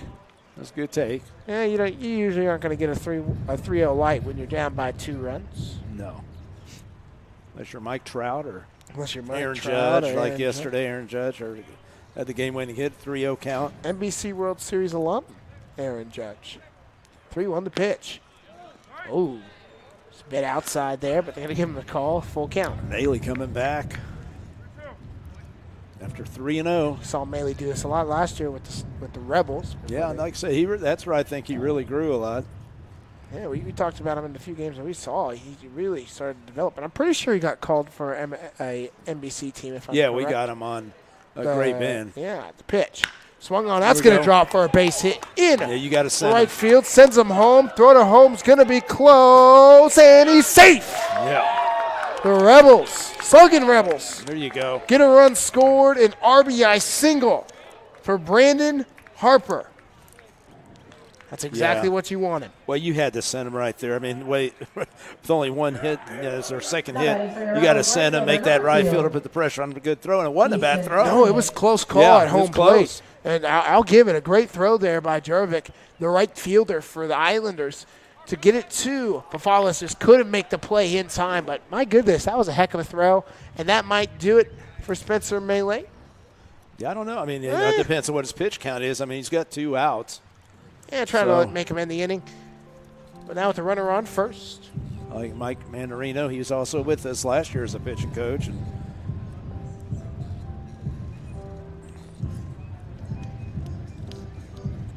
as Easton Elliott patiently waits his turn. A little bit of jeopardy going on. Yeah, I'm sure just how you feel, and because they don't have anybody in the bullpen right now. I can't see. Look like it. Just want to change the momentum a little. Yeah, just calm him down, calm Maley down. Okay, now you got Elliott up. Elliott right now, in the 9 hole. If he can get on, you get the top of the lineup, the top hitter on the team. Yeah. Guerrero. So here we go. Clean slate, 2 outs. Runner on first. Pitch. Squares the bunt. Interesting decision to bunt with 2 outs. Yeah, I mean, if he punches, I'm telling you, if he punches down to third base, right, the third baseman's playing back, I always try to say bunt it to the position. Bunt it to that third base. Bunt it to the first base or bunt position. It soft in that thick grass. And like I said, Elliott has pure speed. Definitely blessed with some good speed. So 0-1 to count. Runner on first. The pitch. Outside. Now, like I said, with Harper being a catcher, I'll just assume he's not as fast as Elliott or, Patton or Palmer or something like that. But, I mean, he's probably has decent speed, average for a catcher, we'll say that. Yeah, Easton Elliott from Wichita, Kansas. Pitch going to be outside for a ball. Good pull away there from the bunt. Squared, but then pulled away. Elliott's got the speed. Yeah. That's why you're showing bunt for sure. Yeah, that's why I'm surprised at third base playing back. Looks like he's kind of stepped up a little bit more now. Because that'd be a heck of a play. That's where you get it, throw it off in the right field or something with that speed. 2-1 to pitch. Swung on there, strike 2. Really wanted that one, you could tell. Yeah, now he just needs to shorten up that swing right there. But the Rebels did their job, chipping the game to 1 run. That's what we talked about. Just get to 1. You still have a lot of game left. Exactly. Lots of game left as you're only in the bottom of the 5th. Then it comes down who's got the pitching, the rest of the way. Yep. 2-2 the pitch. Oh, swung on that one way outside. And that's going to end the bottom of the 5th. The Rebels do score 1. Unfortunately, Elliott strikes out to end the inning, but we'll be right back for the top of the 6th. You're listening to Newton Rebels Baseball live on YouTube. 1 run.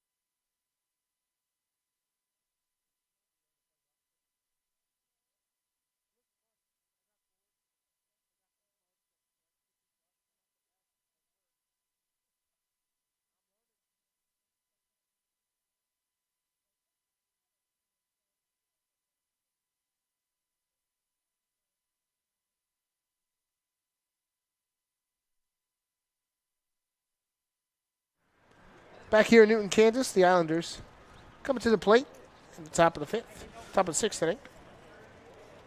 And let's see here. Should be Jace Russell. Flew out twice, if I'm correct, or I might be missing something. It could be Jace Russell or Ezra Farmer.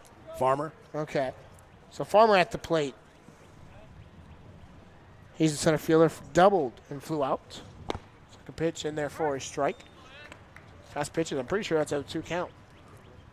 Now batting for the Islanders, center fielder number 4, Ezra Farmer. So it's Farmer. Must have, my apologies, missed what he did last time to get out. Oh, Pitch, yeah. strike 3, struck him out. That was a quick 1, 2, 3. Yeah, right there. He's finding it right there. He's getting control of that breaking ball. That Newton Sluggin Rebels. That's strikeout. Strikeout, sponsored by Pizza Hut of Newton. You heard there, but PA announcer brought to you by Pizza Hut of Newton. There you go. Eric Fufulas, number 17. So Fufulas at the plate now. Yeah, Pizza Hut's been stepped up this year. Yum. I was going to tell you, Andrea, and been a big sponsor for us. Yeah, that's awesome. Get Pizza pizza every game, free pizza. Heck yeah, the pitch swung on there for a strike 0-1. There's one lucky fan out there, so I mean that's Yeah. pretty neat. They sponsor a strikeouts. I want some pizza. Yeah. 0-1 to count. I love some good pizza. I am from Chicago, so I do judge my pizza very harshly. Yes. The pitch. Wow. Man. And Hewitt is really locked in here. That is 5 consecutive strikes. Yeah, that's what he was doing last week when He had some good time to relax, and maybe he just needed that one run from his the offensive side. Like, hey, just Right. give me a little bit of slack, and I'll help you out here. The pitch going to be a little chopper. Straight to the shortstop. Throw to first. Going to be high, but in time. Good throw. A little bit high. Patton made sure to – I'm sorry, not Patton. That was Guerrero made sure to get it to Owens in time for the out. Yeah, had a good strong throw over there. Number 10, Fabian Perez. And that was all the way back on the dirt, almost Yeah. by the grass. So a good play there by Guerrero. Yeah, he says, like I said, pretty good, pretty impressive for, like I said, a young man just out of high school. Yeah. That's going to bring up Fabian Perez. Lined out, an RBI single. 2 outs, clean slate. The pitch. Swung on a mile-high fly ball. Back, back, back. Please don't hit my car, and out of play. 0-1 to count. You think I've been here a few times. I've been here all the time. We need to get a sponsor like a windshield. Oh, yeah. Like, windshield guy. Get you a good insurance sponsor. Or something like that. Yeah, that's what we need to do. 0-2 to count. 2 outs. Have that car, the crash that you usually hear. Yeah. So, It's not fun. And that's – did he go? Did he go? I think he did, but they're going to say he did not. Wow. no. I thought that looked like a clear swing from up here. Perez. Yeah, that's where you wish you had that instant replay Oh, thing yeah. Need that Cali Sports Network TV truck going on. going on there. 1-2. The count, 2 outs. The pitch on the way. Strike 3 struck him out. 3 up, 3 down, 3 strikeouts in a row for Griffin Hewitt. What an outing.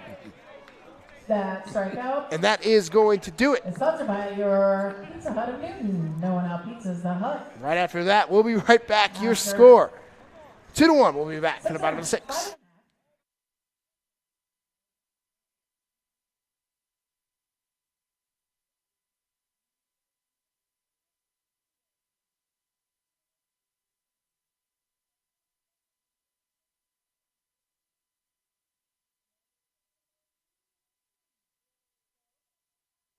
Let's make it a big Sunday night bucket of cash.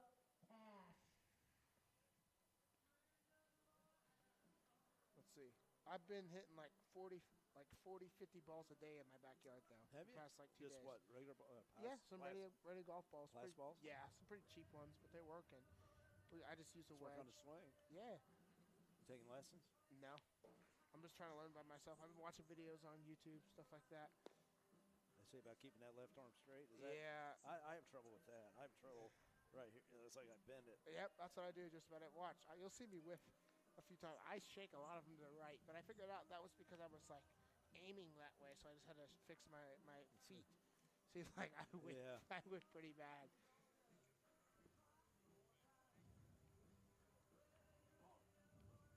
See, that looks like shit. But then today, it got a little bit better because I hit like 30 balls after that. So make sure you swing through it. Keep See, your head I down. fixed my Keep your head right there. looking at the ball. Yeah, right there. Well, better. Yeah, so I swing like 30, 40 balls a day. Just have a good time with it. All right, ready? Yep. Back here for Newton Sluggin Rebel Baseball. The Rebels only down by 1. Now A little fun fact that you mentioned and showed us last time is Ethan Guerrero. it's the first time the leadoff hitter has been on the plate, and that guy went all the way back and scored the first run. Yeah. That's the key. You gotta try to get some guys that, you know, I mean, if you get letting it, you can get their leadoff guy and you're playing with fire, because odds are when they get the leadoff guy or get a leadoff double even, the percentages go up on they're going to score. So Guerrero going to be at the plate. First pitch in there for a strike. Try to see if Guerrero can get a leadoff hit or just get on the base. That pitch down low for a ball. Last time he was up, he walked. He struck out, so he's 0 for 1 today. And one thing about Guerrero is that he's a switch hitter too. Yeah. Very. I mean, that's like I said, it's pretty special player. So 1-1 to count. No outs. The pitch coming up on the way. Swung on. That's a mile-high fly ball back into center field. And that dang wind. Yep. Goodness gracious. On any other day, Yep. that ball is gone. They're like, oh, we know. You know what? Andrew's calling the game Well, today. that was the deepest part of the park too. Yeah. So Your second baseman, number Man, 11. that just sounds so good off the bat. You can hear it with Yeah. that mic. He's going to be safe. Safe. speed. And we're back. I don't really understand what happened there. I don't know if it's going to start another live stream or not. Okay, it's working. My apologies for that, folks. It just told us that we had a stream error. I don't know if we went off. I don't know if you could hear what was going on. I have no idea. But a single there by Patton. He's the tying run, so it's very important. Let's see what he can do. I don't know if they're going to try to see if they'll steal him or what. Maybe get some hit and run action. Something going. You've seen Melee's pickoff attempts already today. It's been pretty good. See what Drake Gerard flew out and grounded out. It's a nice little roller right now in the. Yeah, it's got to figure it out. I mean, nothing special right there.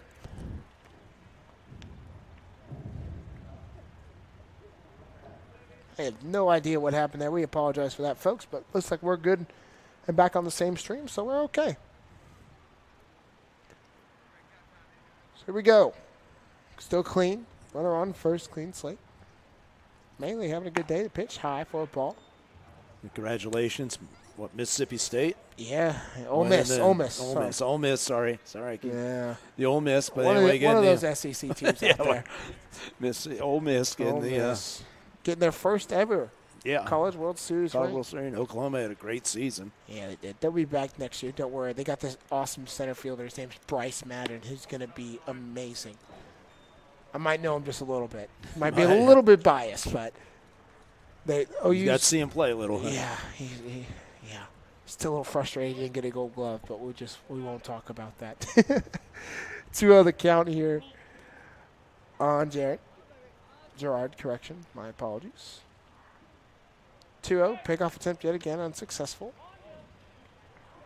And really, if you're Maley right now, just focus on who you got up front. You're down 2-0 on the count. Yeah, he is. With the runner at first, you just want to make sure. Well, you want to get that runner somehow to second base, get him in scoring position. Yeah. If you're a Sluggin Rebels fan, another pickoff attempt. I see why they're doing it, but at the same time, you're down 2-0 on the count. Focus on your at-bat here. You want him to ground into a double play. You want to stay there, and you want to keep him in that double play situation. Exactly. So 2-0 to count. Pitch on the way. Inside. Oof. Been calling, I say oof every time, but honestly, he's been calling that inside part of the zone pretty fair all game long. Thing is, I looked at the catcher. He was sitting away. So I think he just missed his spot. Yeah, missed it right there. So it just coming inside, but it was a strike. Yep. 2-1 to count. Pitch. High. Ball 3. That's where he wants to pitch. He's pitching everything away, especially, a guy like Gerard who can hit. I mean, he was I'd say probably the MVP of the team the first week for his hitting. 3-1 to count. 1 out.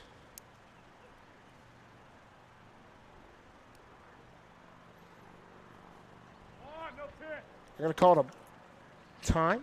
I thought I might have heard that's always tough. Say buck. To be honest, and that's always tough for me because especially when the pitcher's about ready to deliver, you call it. You don't have to call timeout. You don't have to. So 3-1 to count now. 1 out. But I see it again and again. And pitch. Swung on a foul ball. Whoa. Just barely foul. Count will go to full now. 3-2. Man, just inches from being fair. Diving effort there by Bethera. Baratha, correction, the third baseman for the Islanders. Just couldn't make the play. So counts full, 1 out. Really. It's a big inning right here. This is a big pitch. Yeah, big pitch right here. And get something going. Get that big inning going. Rebels now have 3 hits and also 3 errors. You got one of your top hitters up. Got some speed on the bases. Here we go. Full count. Payoff pitch on the way. It's 1 out. The pitch. Swung on a mile high fly. Ball out of play. That's your car. Just thinking about it. Sound effects.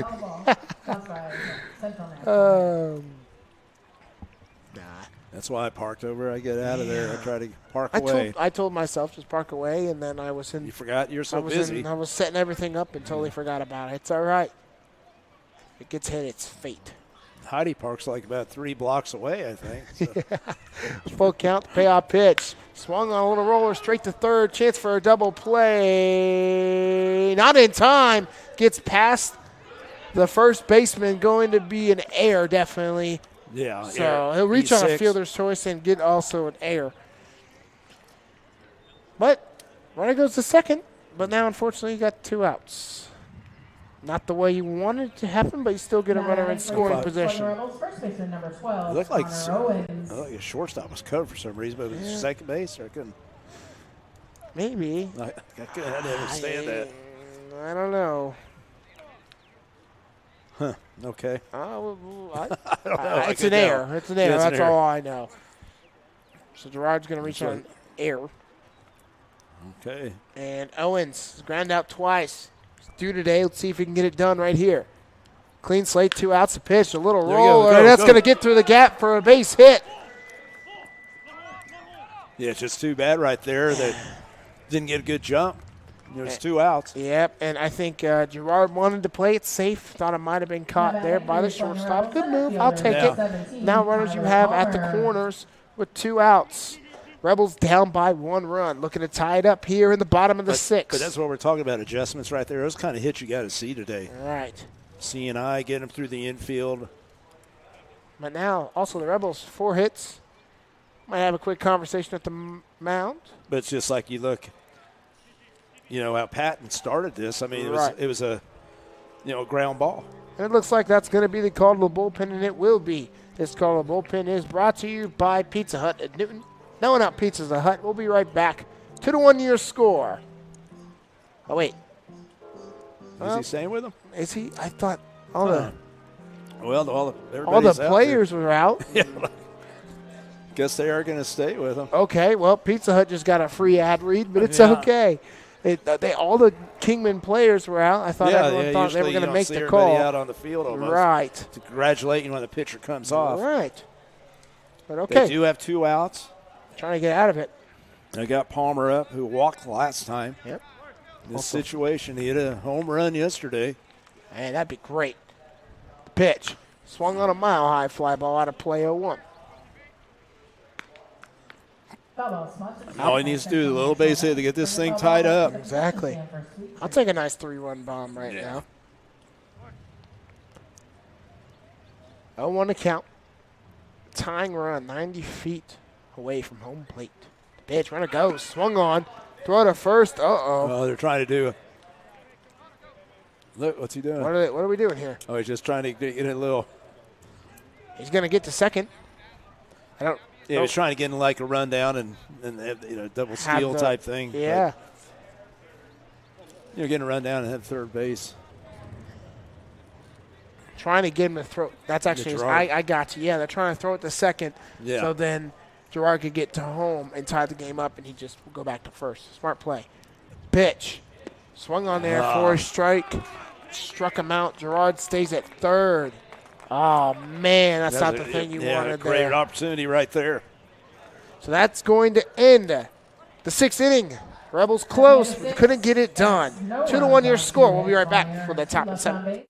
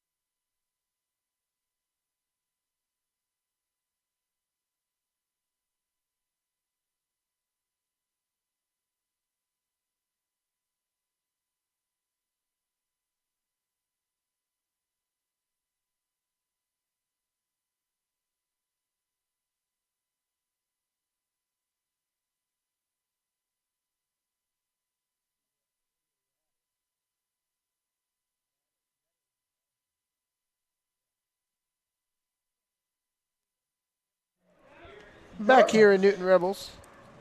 Baseball. Oh, yeah, it is. I'll work on that. We apologize. It's getting a little dark. We'll fix that up in a second. We're in between next inning. As Islanders are up to bat. Is it your Vorick? Pitch. Going to be in there for a strike. 1-1. It's been on with a walk and an error. Wow. Yep, and he's sick. Whoa. Did he get hit there? No. No, he did not. He kind of moved into the. So again, 2-1. It's like he moved into the pitch. Didn't he? Yeah, they almost had. I'm sorry. I watched the College World Series today. They had a play like that with Oklahoma, as that pitch is going to be fouled out of play. All right, it sounds like it hit the concrete there. No car. Those big fly balls. But really, kind of what you're seeing on the screen is how it really looks out there. It's kind of dark out there right now. Dark, the lights, but it's dark, but yet the sun's still out, and that pitch is going to be a liner foul. You can tell it's summer. We just passed that summer solstice. It's good. The days are getting longer. The nights are shorter. It is almost 9 o'clock at night. It's still pretty bright out. Yeah. It's kind of. I love it. I love that type of it's baseball. A little different, yeah. I love that summer attitude. 2-2 the count. The pitch. High for a full count. So Hewitt, it's kind of been a while since you heard about Hewitt. Let's walk through what he did last inning. Struck out, grounded out, and struck out. Did a very good job. Quick 1-2-3 inning and a full count. The payoff pitch on the way. Swung on, strike 3. Struck him out. He struck out a ball 4. If I'm correct, that's 6 strikeouts. Newton Sluggin Rebels strikeout sponsored by your Pizza Hut of Newton. No one out pizzas the Hut. That's right. No one knows out Pizza Now the Hut. batting for your Islanders.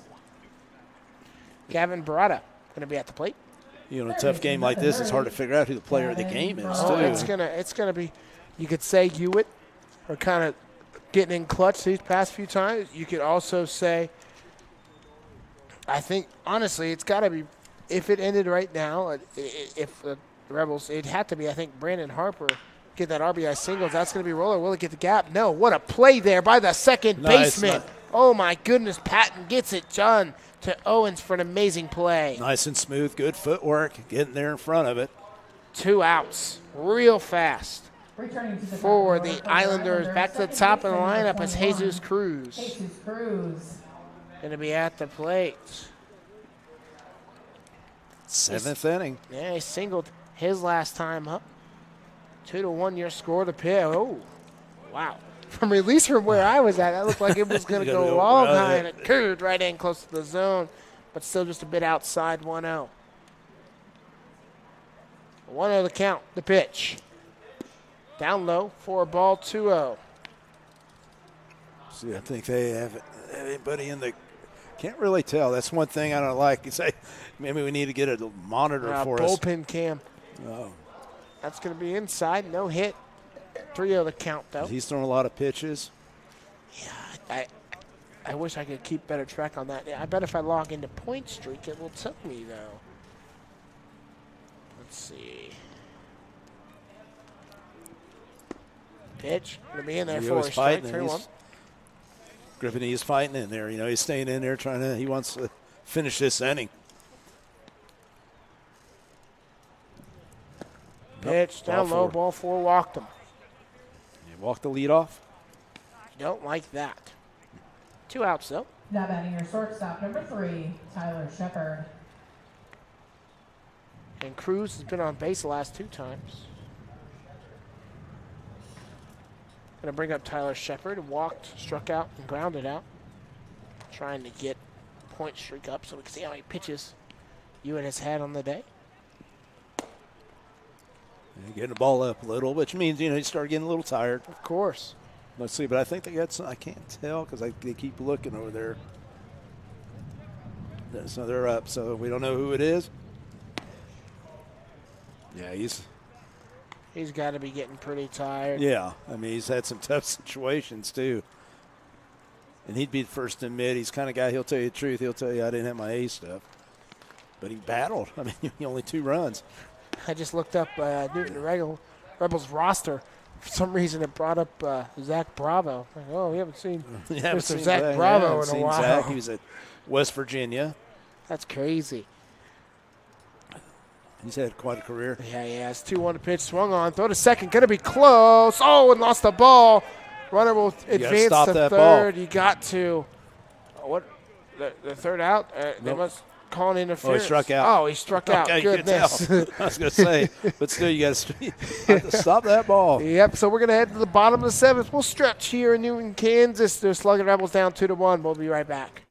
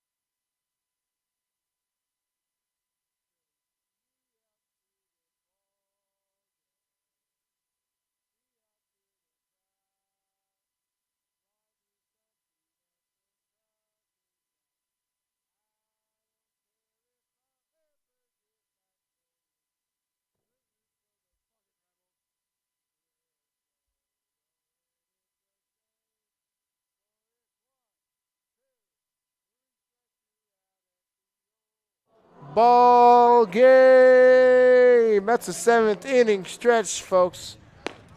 We're ready to go here in Newton, Kansas.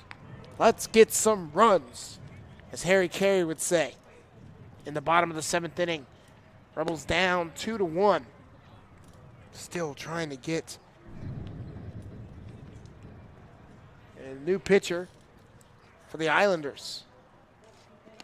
Unfortunately, I can't see the number. Number 14. Now pitching for the Kingman Islanders. Number 14, Jace Russell. Jace Russell.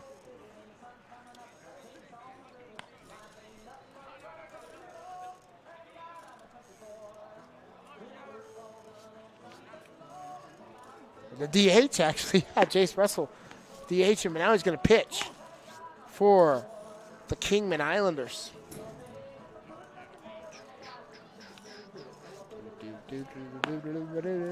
Thank God I'm a country boy. We're going to get copyrighted on YouTube, so I'm going to turn that down for a second. A little bit of Thank God I'm a country boy going. For your Sluggin Rebels.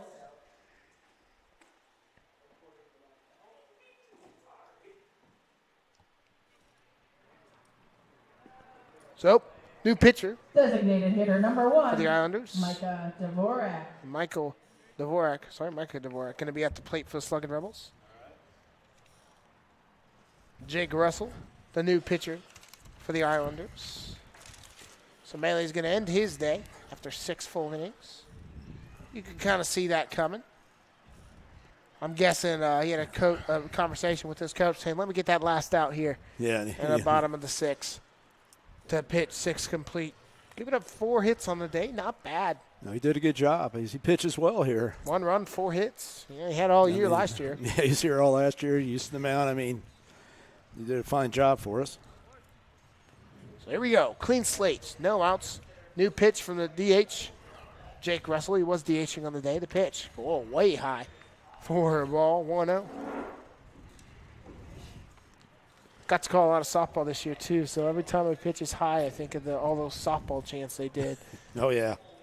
It's one thing that's a little bit different between baseball and softball. They chant and they scream the whole time in their dugout. Baseball, they get into it off a hit or a strikeout, something like that. The pitch going to be out of there for a ball, 2-0.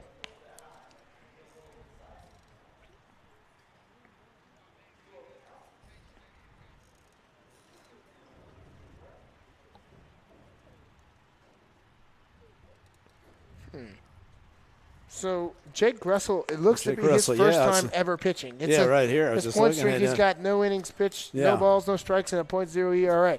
So 3-0 count here on Russell. We need to get the leadoff guy on right here. This is big. You saw it last time. It worked. He's done a fine job. Yes, he has. 3-0 the count.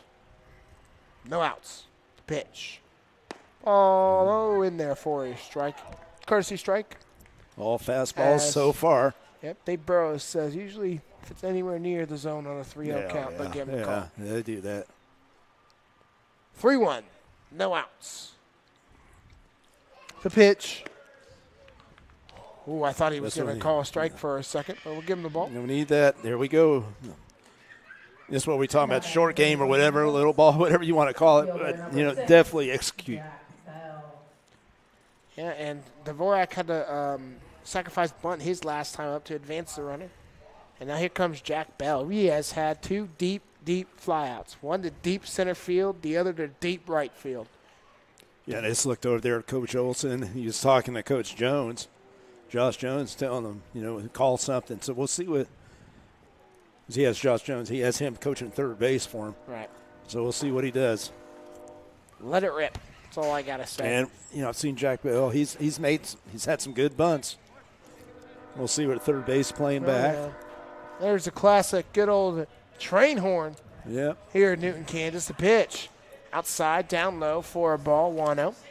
Sometimes what I would do, too, make them throw a strike and then put a bunt. Sometimes you think, okay, take a strike. They're not bunting. Right. Then, boom, you put one down. 1-0 the count. Running around first. Rebels down by 1. Sluggin Rebels. Pitch. High and inside, ball 2.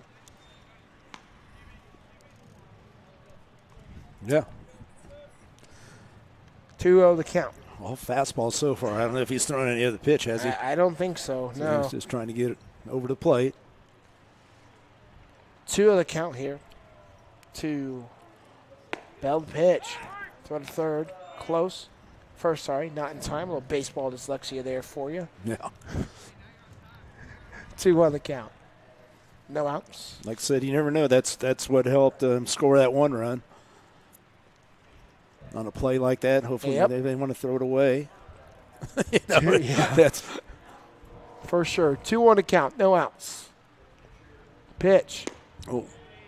Down low for a ball. You know what I just realized, Carp? We were trying to figure out the pitch count on Hewitt. There's a pitch count thing right up there. Oh, I didn't even think about that. And this is a new pitcher, so that pitch count's just a little bit off. Yeah, it doesn't reset. No, I didn't know that. Pitch. High There you for go. ball four. That's a pass ball, too. Yeah, don't take a chance there. Stay at second. You're down by a run, no outs. Take advantage of your runners in scoring position at second. And this is where the execution has got to come. If you want to win games, you have to do this. There's Coach Mandarino right there going to talk to him, and that might be today. Rebels catcher number 0, Brandon Harper. Let's see, Harper at the plate, and they're going to be a quick conversation at the mount. You know, in college ball, when this happens, sometimes you got to watch for a play. Right. Summer ball, most people don't have plays. They don't work on that. Right. Which I really don't understand because I think it's baseball. It's college baseball, just playing in summer. But I know I did it a few years ago when I was head coach here. We did some different plays because we figured nobody's going to defend it. And it actually helped us in the NBC World Series where we were the offensive team in the NBC World Series. Outstanding. But we did some little things like that. Nice. I mean, do you see many plays? No. You know, there's no maybe a back pick or something. Yeah, you might have something, but it's more or less like, okay, here if they bunt here, go here. If he goes, you crash or whatever, you know, something like that. Right. So let's see with third base. See, they got him ready over there. So that means it's probably that the pitcher's going to be covering over there at third base. Right. And here comes Brandon Harper. And if you look, there's the first baseman coming up. Harper had an RBI single to score chop the lead to 1. Pitch. Oh, he thought about it. He probably should have swung at that one. 0-1 to count. He thought about it and decided to pull away. What a game so far. It's been a great back it's and been a forth very ball good game. 0-1 to count. Pitch on the way. Outside for a ball. It's just amazing how baseball is. Like the Yankees get no hit yesterday, first time in 19 years, whatever, and they almost got no hit. I mean, they went 6 innings today, no hits. So I mean, what do you think? What's your take on a 7-inning no hitter? Yes or no? Yeah. Count it or no? I'm on the fence. You mean like if it's a game, Like if it's considered a game, yeah, it's a game. Yeah. I mean, it has to be. I know because back when we played, you know, and I was coaching, especially in the KCAC, we used to play double headers a lot. Yeah. And you had 2 7-inning games. We had a couple. Travis Downey, you know, pitching coach, he had a no-hitter, you know, right. 7 innings. I mean, we always counted as a no-hitter because that's all we played. You can't take it away from him. Yep. 2-1 to count the pitch. Swung on a little roller to there second. You go. Got the runners over. Runners advanced to second and third. It's good as a butt. And that was actually, that's a great way to describe it there, Carp, with 1 out. I'm sorry, not Carp. Goodness gracious. I don't know. Carp, close enough. Goodness. That's right. Don't get confused there. Hey, that's a privilege. Mark Carp, Steve Carpenter. Tell him I said that. I will for sure. We'll see him pretty soon. I got to go down there. He's a good, Check man. out their ball field. Known that guy for a yeah. very long time. Oh, yeah. And that is going to bring up Easton Elliott looking for his Elliott first. right now. Okay, the infield's in. He's definitely got to make contact. Oh, they're really in. Yeah. Any contact, and it's definitely scoring 1. First pitch in there for a strike 0-1. Runners at second and third. Tying plate. That's what we're talking about, the execution. That was great execution. I mean, you look what Harper did moving those runners. Whatever you do, move them over, and he did it. So now we got to look at Easton Elliott. And you're at a good position here with 1 out. Pitch. Outside. Whoa. They call it a strike? No. No, okay. Just making sure. Look close. Yeah. 1-1 to count. You got to watch the line drive. Anything, really, you got a lot of gap, and it's not his way, but the opposite field towards left field. Lots of gap there in left field. You can't see too much of it, unfortunately. The pitch, high. 4-ball, 2-1. And again, you got to look at it some way he gets on base. You got Guerrero up, your lean hitter at the leadoff. Right. He already showed that he could hit a long fly ball. Oh, yeah. So yeah. Hit that, 390? Yeah, I'm guessing it was about 385. Yeah, just short. It's just short. Like I said, it's not carrying. No. I know you want to do that home run call. Oh, yeah, it's okay. 2-1 to count, 1 out to pitch. No, Inside, and they can't find the ball. They're going to send one, and that is a tie ball game, folks. The Sluggin Rebels get it done off I'm going to call that one a wild pitch because it wasn't really a passed ball. yeah, I'd say wild pitch. That's for sure a wild pitch. I'll ask Heidi what she thinks. All right, pitch. we got a wild It's pitch. official. We got three up here in the press box, so we'll call it a wild pitch, and it is a tie ball game, folks. Sluggin Rebels get it done in the bottom of the 7th. We're not done. They still have the infield in. Oh, yeah. That was the break we needed there, Andrew. It's like the break Ole Miss needed today. Yeah.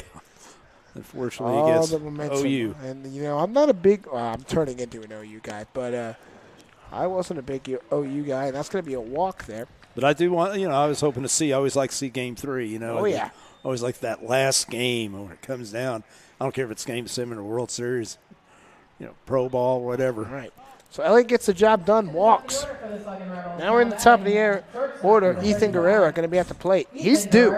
Struck out, walked, and flew out. So looking for his first hit of the day. Batting left-handed. You got to think also, 3 innings ago, the Rebels had 1 hit. Now have 4 hits. All tied up at 2. Just takes a little time. Oh, yeah. Pitch, runner goes. Start a second, not in time. Good job there again. Tried to get him. See, good baseball IQ there by Fafalis. And lets that runner go to second. Well, it looks like he'll be coming out, so they got somebody coming in. So Kingman Islanders. But that was good. I mean, getting Elliott over there, that means takes you out of double play. Right. Maybe that's going to be the end of the day for Jake Russell. We'll be back. Call the bullpen here in Newton.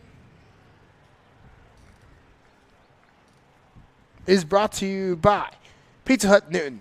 No One Out Pizza's the Hut. We'll be right back.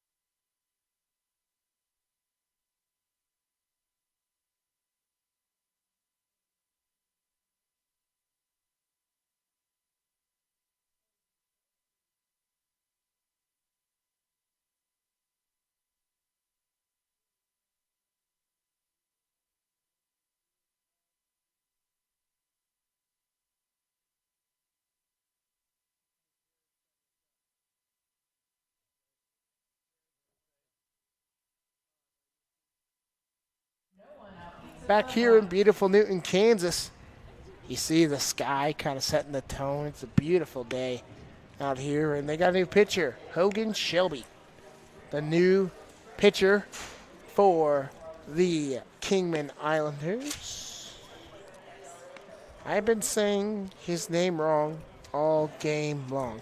I said Shelby Hogan. It's Hogan Shelby. I don't know why I did that, but he was playing left field before. So he's coming in to pitch here in the bottom of the 7th. Yeah, let's see if we can find out a little numbers on him. It's 3 innings pitched, Okay. 3 walks, Oh, that's not too but bad. he has a 0 ERA, There which you is go. good. So one out of the count with 1 out here as the Rebels looking to take advantage with runners on second and third.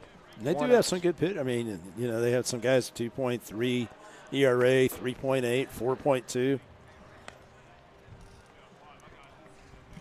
So we'll check in the chat real fast. Jared says, what's up? Dude, enjoy your vacation. I got you, bro. Go relax. What Jared's doing? Oh, yeah. I think he's in New York. If I'm Yeah, New correct. York. Probably went to the Mets game or Yankees game. Oh, there you go. I'd go to Yankees game. If I could. I'm going to Saw- go see a saw- White Sox game in Chicago. when Saw I go. Judge hit a 3-run home run Oh, today to yeah. win a game. Oh, yeah. But back to our game. I mean, yeah. who we got? Who knows? Maybe we got a 3-1 home run right here to win the. Well, it wouldn't be to win the game. Well, it could No. be. Who knows? It We're in the would bottom help. of the 7th. Yeah. 1-0 the count.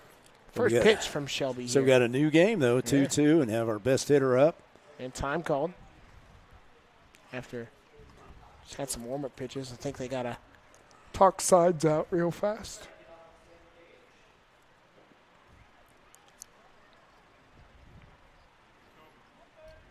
So Guerrero hitting 465 coming into this game. Wow. It's pretty impressive with a wood bat. Yep. I mean, if you think about that, Andrew, that's, That's really good. 485 with the wood bat is amazing. Yeah. like I said, he's leading the team in RBIs, 13. So let's see what Guerrero can do here on a 1-0 count. The pitch. In there for a strike 1-1. That was a good Open his right. pitch. Yep. Okay, and Fields in.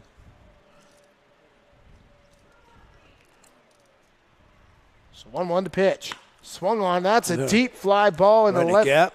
field. Will it drop? It will. 1 run will score. Throw to third, not in time. An RBI single for Ethan Guerrero. This is the time, and you got to start thinking, oh, man, who's going to be the player of the game? Yeah. Like I said, he's been doing it. He did a good job. That's his first hit of the day. Yeah, he's 1 for 3. Had to walk. If I had to cast I'm thinking about this. If I had to cast my player of the game, it's got to be, I think, Griffin Hewitt, the Rebels pitcher. I think he had a tough first few innings, really locked in, and has done a really good job since. Now batting for the Sluggin Rebels, second baseman number 11. And Dalton Patton going to be at the plate. He struck out and hit a single his last time up. Yeah, he had that infield hit that you and I were talking about. Just put it on the ground. Yep.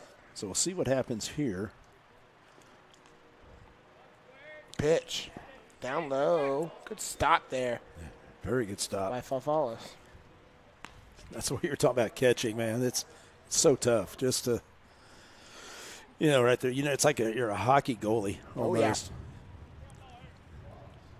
I couldn't agree with you anymore. Speaking of hockey, right? Yeah, Stanley Cup's going on right Yeah. now. Pitch fouled back. So 1-2 to count. It's runners at the corners. 1 out. Dvorak's been on a couple times. I mean, they got some guys that 1-2, 1 out. The pitch. Inside, down low, 2-2.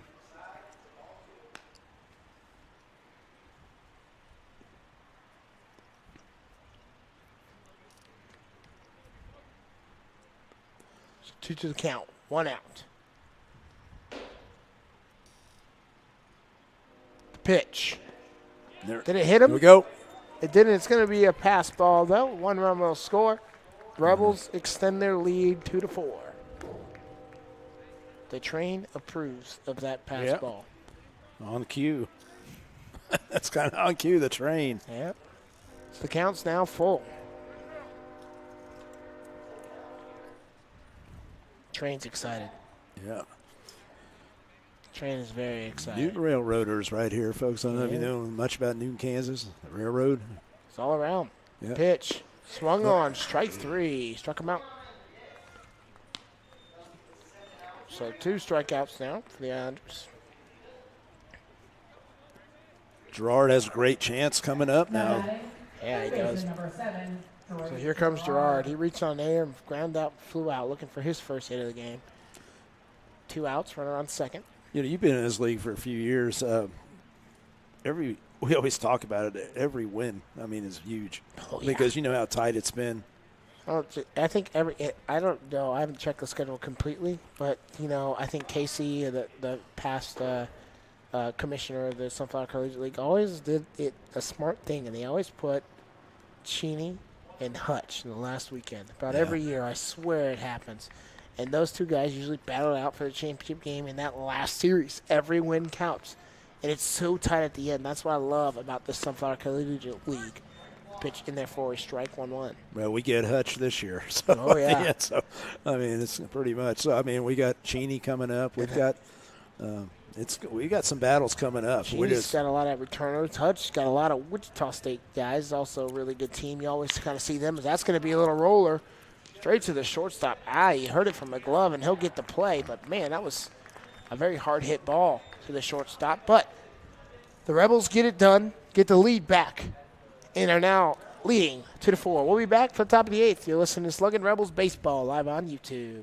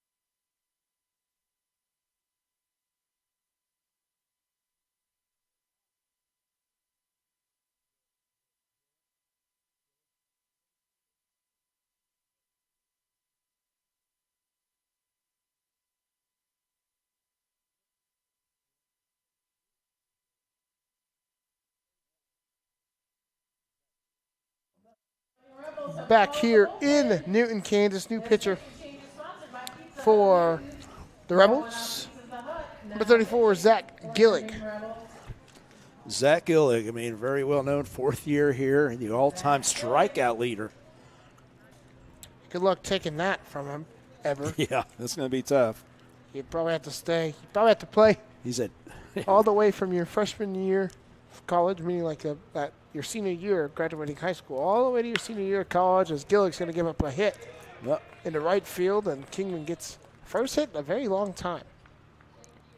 Gillick's just kind of settle in. Yeah, first hit. He probably knew he was coming after, but he went with the pitch, which was good. I mean, it's because you know Gillick, he's the type of guy he's gonna come after you. He challenges you. Yep. Here in the top of the 8th inning. He hasn't pitched in a few days, so it's good to see him out here. Kind of guy you want right now. And here comes. Now batting for your Islanders, number 5, Levi Atherton. There we go. Well, get some new batter, Levi Atherton, going to be at the plate. With the runner on first. Sluggin Rebels up by 2. The pitch. Squares the bunt. Oh, man, that's a good bunt. Nice bunt. That's a great bunt. Throw to first. No. Oh, no. The catcher's done it again. As that pitch is going to be high. That throw going to be high in air. That's what I'm talking about. You just put the ball in play and things happen. That gets it right in the game here. That is unfortunate for the Sluggin Rebels there. As unfortunately today, Harper has just had some tough throws behind the plate. Well, and what he did right there, he dropped his elbow. He had time enough to get his feet planted and just have a nice throw. but he threw it, kind of dropped his elbow. When you do that, the ball is going to sail. Yep, so tying run So at second base. Deep breath here. Gillig trying to settle in. Really. It's that one hit and a air. The pitch swung on there for a strike. 0-1. yeah, I don't think Gillick saw this coming right here, but he's got his work cut out right here. And he's the type of guy, he got it in that 12th inning game. He pitched 5 innings. Wow. And he came out at bases loaded situations. And Did his job. 0-1 the pitch. In there for There a he strike. goes. Doing what he's doing right now. That's what he did. kind of doing his Houdini. You Oh, know, yeah. doing this magic. So 0-2 the count. You can get this right here. Runners at second and third. Tying run at second. Pitch. Swung on. Strike 3. Gillig getting it done yet again. That Newton Rebel strikeout sponsored by Pizza Hut of Newton. Now batting So Fafoulis at the plate. for the Islanders catcher, number 17, Eric Bufalos. 1 out. Clean slate. Runners at second and third. Bufalos is 1 for 3. A single grounded out. And struck out. So here we go. 1 out now. The pitch. Oh, that's a good pitch. Yep, In set there it for a up. strike. Like I said, you see what I'm saying? He pump it in strikes. He'll get it in there.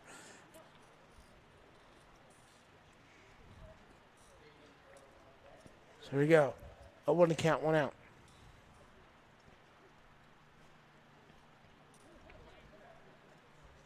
One out. 0-1 to count. Pitch. Swung on it. It's deep in the center field. Could score 1. Looks like it will. Let's see if it goes. Wow, interesting choice.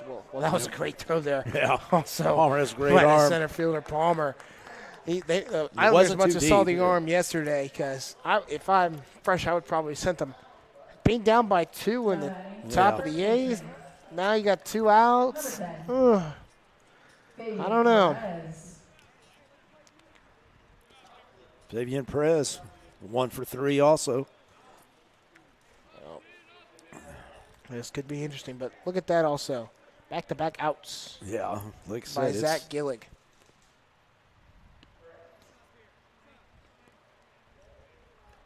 Clean slate. Pitch. Outside, down low. yeah, the Four thing is, like I said, the Sluggin Rebels just haven't played a clean game defensively with, 4 errors?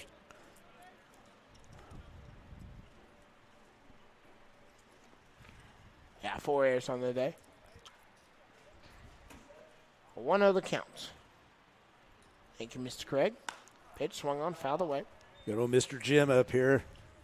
Very important instrumental man right here for Sluggin Rebels organization. Here's a good look at Mr. Jim. And Mr. Jim. Say hello to the viewers on YouTube. Hi, folks. He said There you hello. go. There we go. Come out on the second, man. We're going to have a blast. What'd you say there? Go ahead, say it again. Come out on the second. We're going to have a blast. It's, The military day, there you go. Military Day on the 2nd. You heard it there. free TV. I Free mean, TV. make it raffle. You and getting the raffle? Yeah. 1 count There- pitch. In there for a strike. 1-2. So 1-2, 2 outs. Rebels looking, trying to get it out.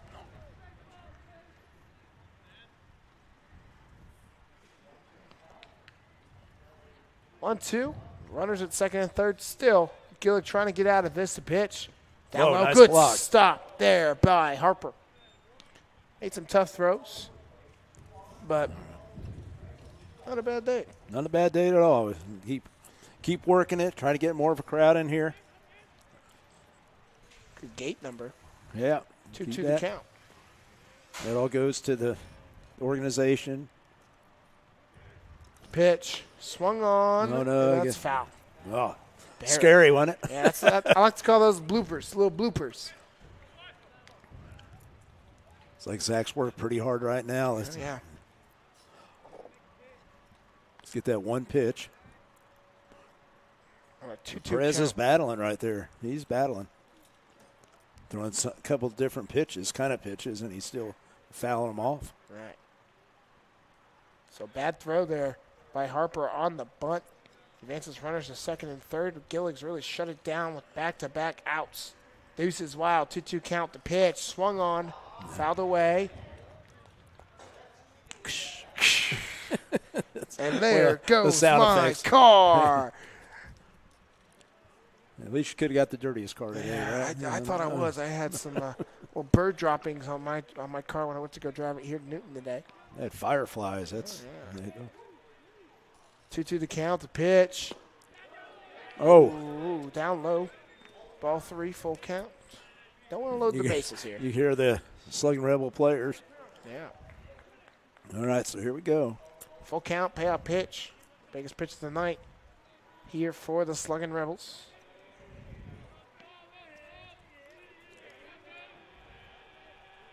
Payoff pitch. Whoa. Ooh, boy. But still all right. I mean, it's still okay. Good pitch. 2 outs. Yes, 2 Anything. outs. Force out any bag. Right. That's what I was going to say. Right now, and he's facing Javornik, and who is, Now batting right. Reached on fielder, air, number walked, 2, and struck out. Gavin yeah. Jervich. So Gavin Jervich, the right fielder. Just said I didn't want to see him pitch too many right here if he's going to come back pitch the ninth, but he's the type of guy, he can do it, obviously. Yep. Rebels have really good pitching. If that's going to be a roller, right to the second baseman, throw to first. Why not? There you go. They'll get the play. So, the Rebels, the Sluggin Rebels, get out of a bases loaded situation. We'll head to the bottom of the 8th. Sluggin Rebels lead 4-8. We'll be right back. Whoa.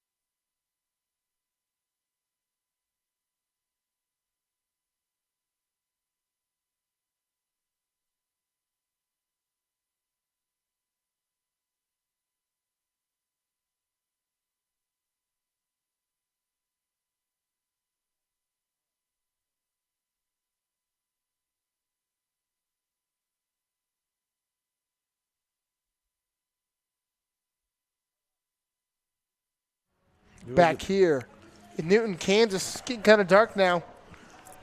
But honestly, 9:25. Not too bad, not it's too not bad. too bad. The light's shining bright. Rebels at the plate up 4-2. The pitch. Oh, boy. Pitch is high as we're in the bottom of the 8th inning. Now batting for your Sluggin Rebels. 1-0 the count. Baseman number 12, Connor Owens. Owens at the plate. He is 1 for 3. And that's going to be swung on. And Whoa. not caught. But you know what? That left fielder tried it. It almost made an amazing play. Throw to second. It's going to be close. Not in time. A sliding double for the Sluggin That Rebels. Super Double is sponsored by Midway Motors of Newton, your Chevrolet, GMC and Buick dealer for every mile of life. And there you go. You heard it right there. That double. Brought to you by Midway Motors of Newton. Yeah. Great job there by the PA announcer.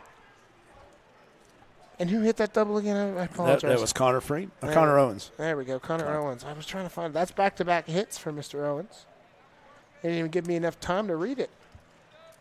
As Tyler Palmer going to be at the plate now, looking for his first hit of the game. Flew out, walked, and struck out. Yeah, right now they just need to get that insurance, and we saw what happened. The 2-run lead last inning, and it's not enough, possibly. So we need to get some more runs. Clean slate.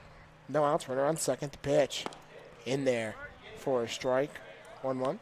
You know, shout out to the Kingman Islanders. Got a new broadcast guy down there in the other side of the press box. Love to see that. That's where I started. Young fella. Young Andrew right there. That's what they call him. I'll never forget. I think my second series ever was here in Newton as the Mulvane Patriots played the Newton Rebels. And who? And I came over here, and Frank Martinez was over here calling the game, and I remember I had my headphones out like this, and I had one ear listening to Frank to just try to pick up something because I knew nothing about baseball yet. That pitch going to be down low, make it 3-1. But, you know, you learn the game of baseball, you learn your sport, and see how many games you've done since then. Oh, yeah, so many. So many. 2 years of summer baseball, lots of Cali baseball. COVID didn't stop me that year either. We had some summer ball as well. Had the NBC World Series that year. You know, I've just been so blessed and lucky to learn from some of the great people around the Wichita area. 3-1 to pitch. Ooh, in there for a strike ball. Strike 2. That'd be nice to take a pitch. You know, take it to the right side, move them over to third. Oh, yeah. I always felt when the pitcher gives you an outside pitch, it's like, I'm a right-handed hitter. Thank you. As I said, right over there, little ground ball. Yep. Full count, no outs. Payoff pitch on the way here for Hogan Shelby. Pitch. Down low. What? All right. They're going to give him a call.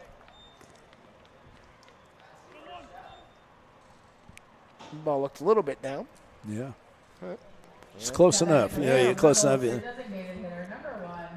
They'll just shake it off and they'll keep moving as Michael Dvorak going to be at the plate. He singled, sacrificed bunt, and walked. He's done a good job. Yeah, he's had a good job.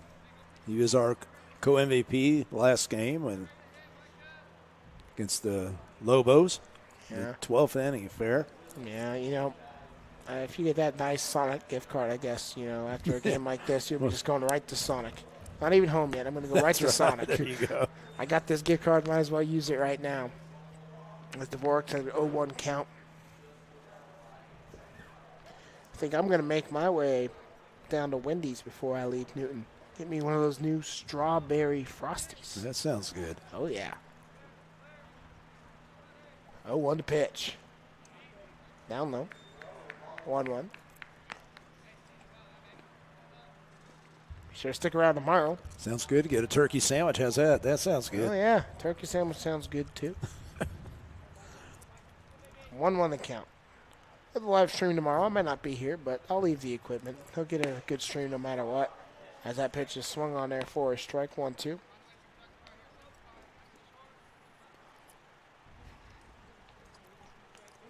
To count. 1 out. Trying to see what my assistant GM, Jake Jones, what his thoughts were with the Bethel College player of the game. 1-2, 1 out. Yeah, that should be a good, interesting choice there. It's going to be a hard one to pick from today, the pitch. We've had a great baseball game. Strike 3, struck him out. Man, that was a great curveball there for the out. Yeah. 2 straight strikeouts. Now batting for the Sluggin Rebels, left now- fielder number 6, Jack Bell. Jack Bell going to be at the plate. Flew out, and walked. On the offensive side, for MVP, you got to maybe think maybe Brandon Harper getting the first RBI single in to kind of get the ball rolling. Or you also got Ethan Guerrero who had an RBI single, but yeah, I mean, there's in a game like this, you know, it's so because we didn't score a lot. Yeah. It's not like you have somebody with 3 or 4 RBIs and then you're thinking, well, Kingman's only given up 2, and really Griffin Hewitt did a good job there. I'd probably go with Hewitt at this point. We'll see what your assistant GM says. Yeah, we'll see what he says. And I think, like you said, a game like this, it's really hard to pick. It is. It's It's like really. that. But he'll be up in the press box with the post-game show. Of course, we could always let Heidi pick. Oh, yeah, Heidi might know a good picker. A good MVP as well. Yeah. Pitch swung on. There. That's going to drop for a base hit. In right field. 1 run will score. Good job. And just like that, another That's RBI single. an insurance we needed right there. Yep. Especially if they got Zach Gillett coming back on the mound. Yep, Sluggin Rebels lead 5-2. Now batting for your Sluggin Rebels, catcher number 0, Brandon Harper. That's going to bring up Brandon Harper. And that was Jack Bell's first hit of the day. And then, once again, the Newton train horn approves. Yeah, it's like the timing, man. Oh, It's yeah. like Heidi's over there got a button or something. Maybe that train. I don't know. She Or signals Zoe, the I train don't know. horn. It has that little train. Signal Every the time train we horn. score. Pitch. Swung on there for a strike 0-1 as Brandon Harper. We do need that, though. That'd be kind of neat every time we score the train.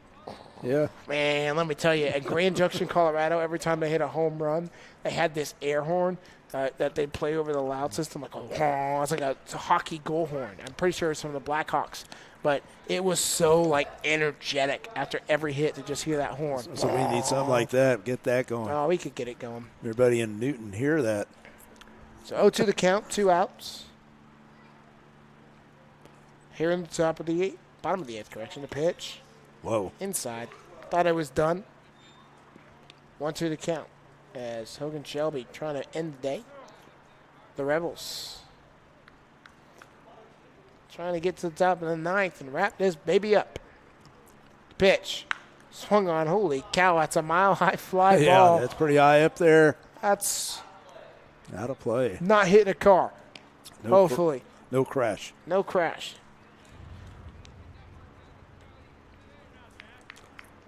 That monster foul ball sponsored by Central National Bank.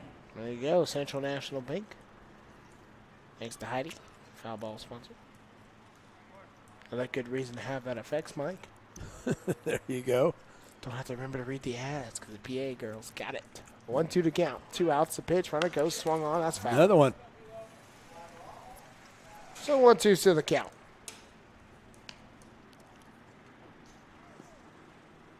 Newton slugging Rebels baseball. Count still 1-2 here on Harper. 2 outs. Pitch. Swung on. That's going to drop for a base hit in right field. So a single there for Brandon Harper. Second hit of the day. Easton Elliott going to be at the plate. Rebels up 5-2. Kingman Islanders 1 out away from Now ending this batting inning. for your Sluggin Rebels, right fielder number 2, Easton Elliott. I'd like to see He's- Easton Elliott with a hit here. Yeah, Easton's kind of, like I say, he's been struggling lately. I know. We know you Oh, yeah. you have seen him play Multiple times. in college, and he gets on a streak. Yes, he does, and he's very good when he's on that streak. But one thing right now, he's pulling his shoulder out a little and Yeah. over swinging. He's, he definitely attacks the ball. Yep. That was a strike. 0 on the count, 2 outs pitch. Swung on, fouled away 0-2. That's the thing now. You're vulnerable, if I could say that word, vulnerable to the pitcher. On an 0-2 count here with 2 outs. Runners on first. Oh, just second. I'm sorry. No, first and second. I'm right. 2 outs. You want to try to get one of those guys home to pitch. Strike 3. Struck him out. So that's going to end the bottom of the 8th. The Rebels get a little bit of insurance. All right, got that one. 5-2 is your score. We'll be back for hopefully the last 3 outs.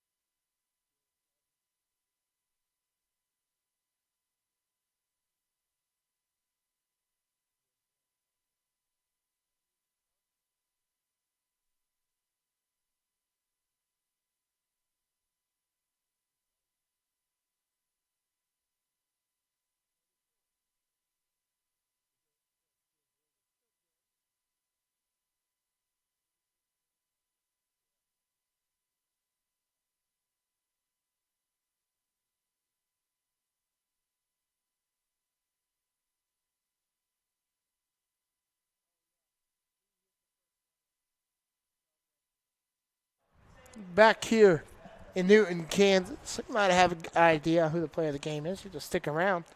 As Rebels still got to get 3 more outs. Sluggin Rebels, correction. My apologies. Game's definitely not over. I guess it's not. First pitch in there for a strike. Gillig still out there. But still, I got a good feeling, though, with that guy on the mound, number 34. Oh, yeah, the fat lady's really starting to warm up. She's starting to warm up, hit those notes. Second pitch, just a bit outside there. 1-1 the count. Bit of pleasure to be up here today. Glad let's have you up here. You're going to let us know about tomorrow, right? Oh, yeah, I'll let you know. If not, we'll just leave the stuff here and we'll make a stream no matter what. All right. 1-1 the pitch. In there for a strike. 1-2. Zach Gillard trying to get it done.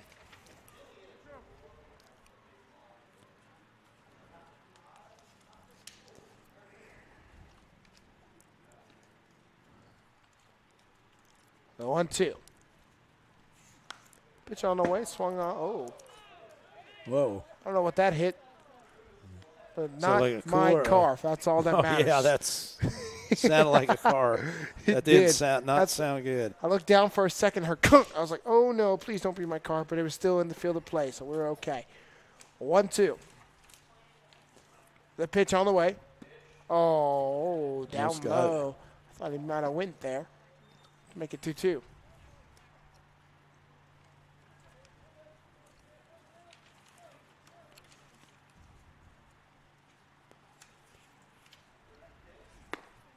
Pitch swung on, strike 3. So Gillig gets it done. Another strikeout. Increasing that strikeout record. That means Sluggin Rebels, Like, the Pizza Hut, like you said, he's going to make it where nobody can touch it. Pizza Hut of Newton, Yep. Nobody out pizzas, the Hut.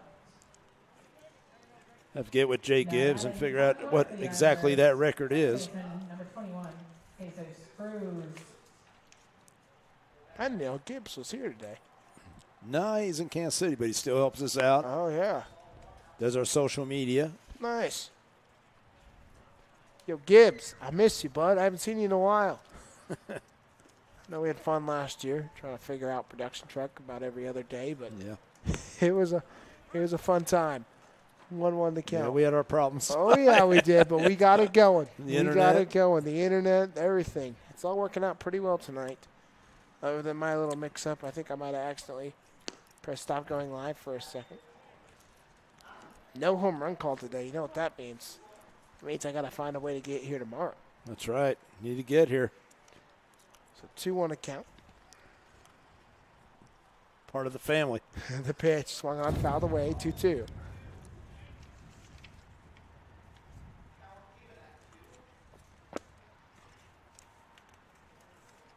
I know some of your Rebel fans are probably used to this voice. You heard me at the beginning of the year call the games in Mulvane. Oh, yeah. Mulvane Patriots.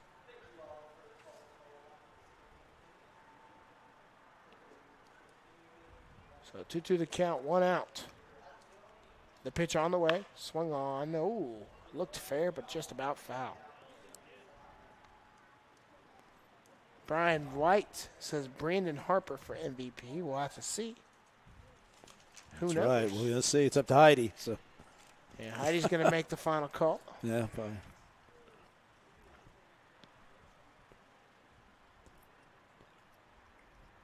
Pitch swung on, fouled away, still 2-2. Yeah, we'll let Heidi make a call, and her phone number, if you want to text her, is.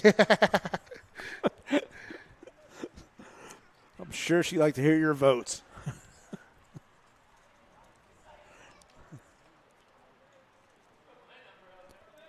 Oh, no. No, Zoe. You don't want that. Not on the YouTube world. 2-2 the count, 1 out. No, you don't. The pitch. Ooh, just a bit outside. Full count.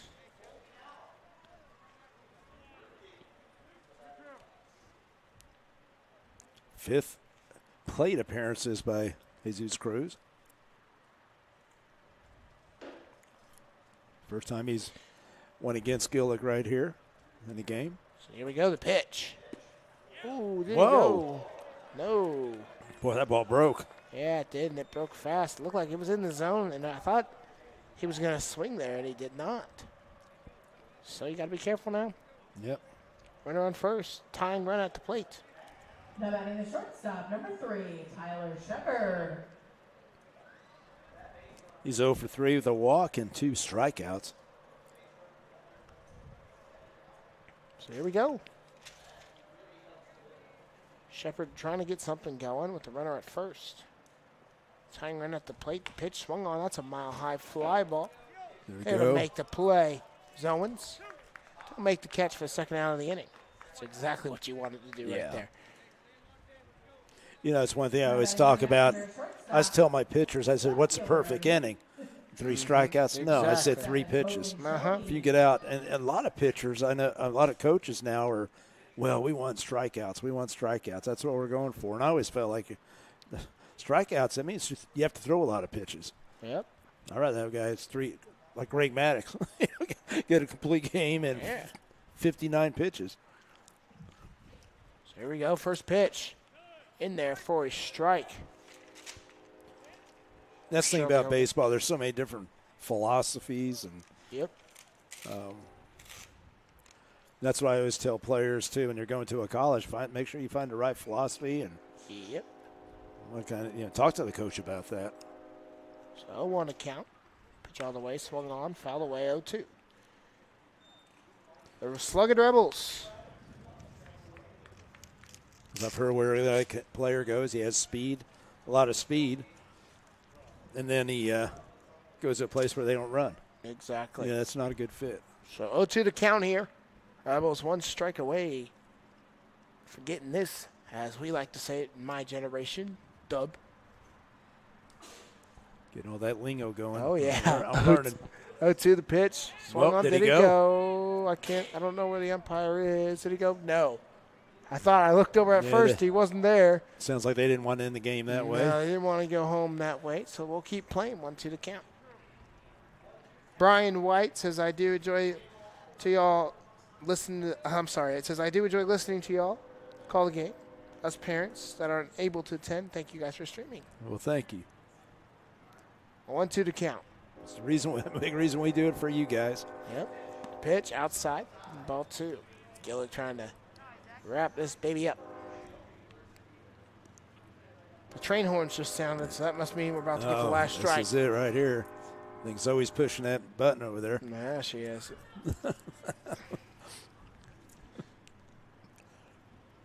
So here we go.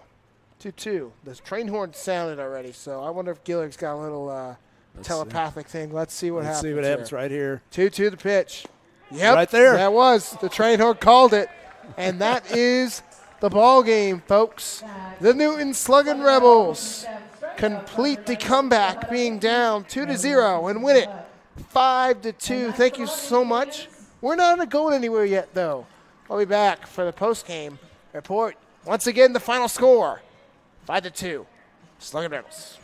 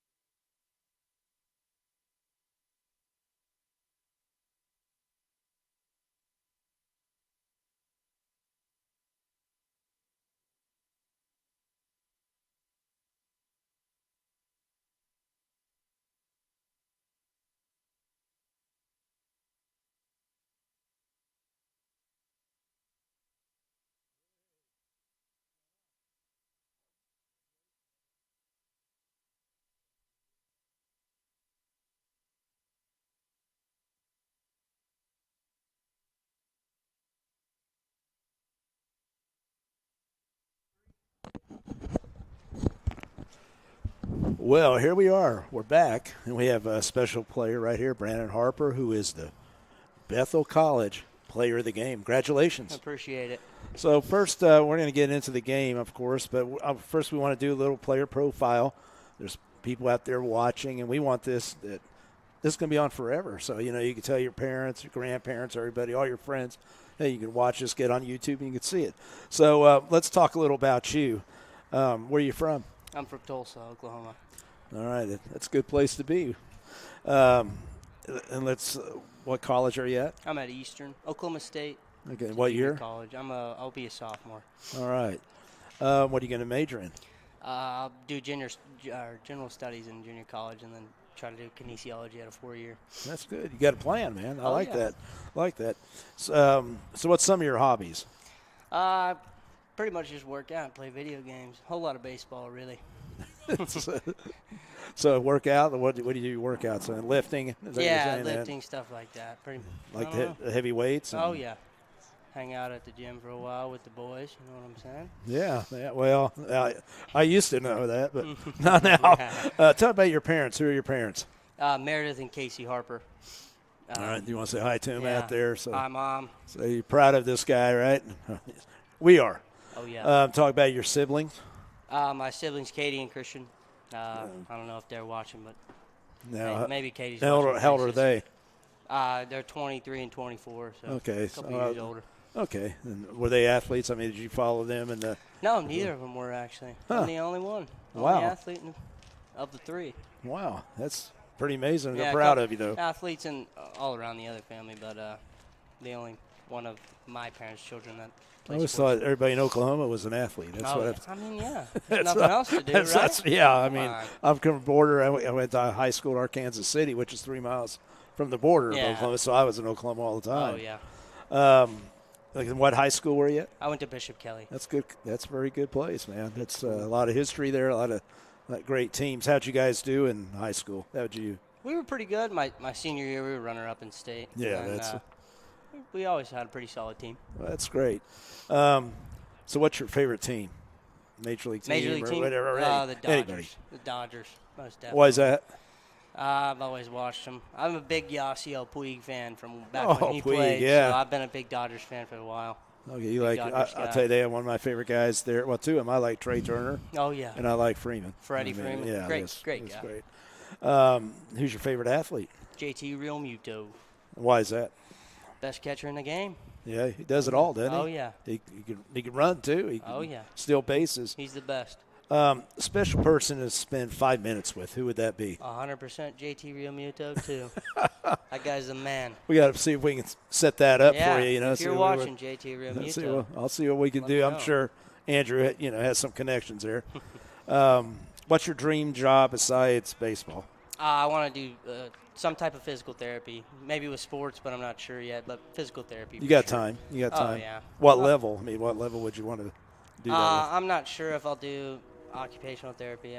I'm not entirely sure. Whole lot of figuring out to do.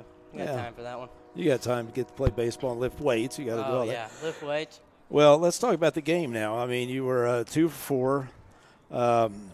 Flew out the first time, but you got a RBI base hit, and then to score the first run, and then at the end there you got another single, and then a sack ground out single. I mean, you did a great job.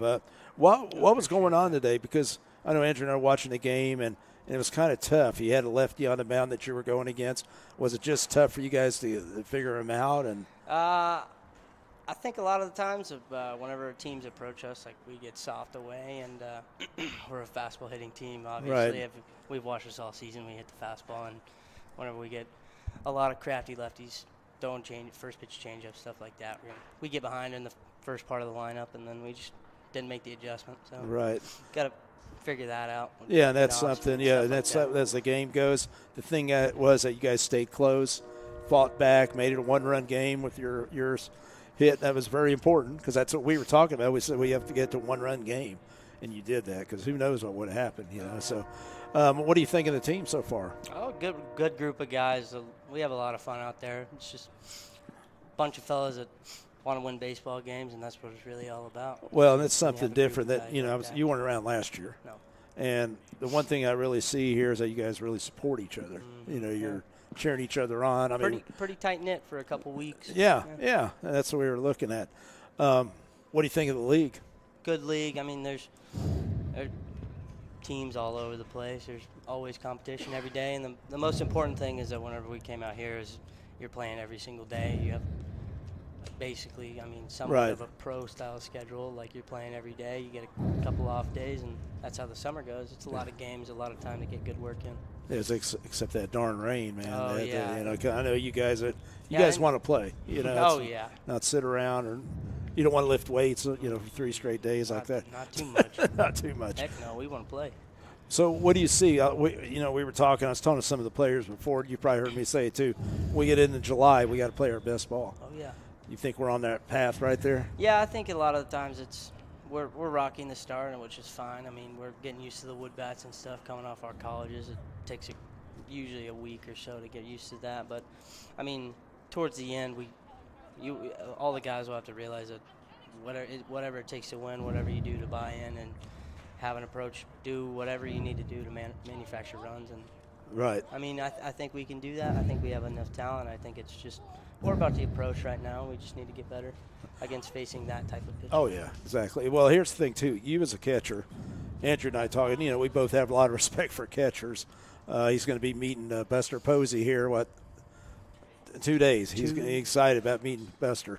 And when you're a catcher, you got the tough position out there. Now, have you always been a catcher? Oh, yeah. Okay. Since day one. Since day one. Why? Mm-hmm. I don't know. I was good at it. When I was little, I always knew what was going on.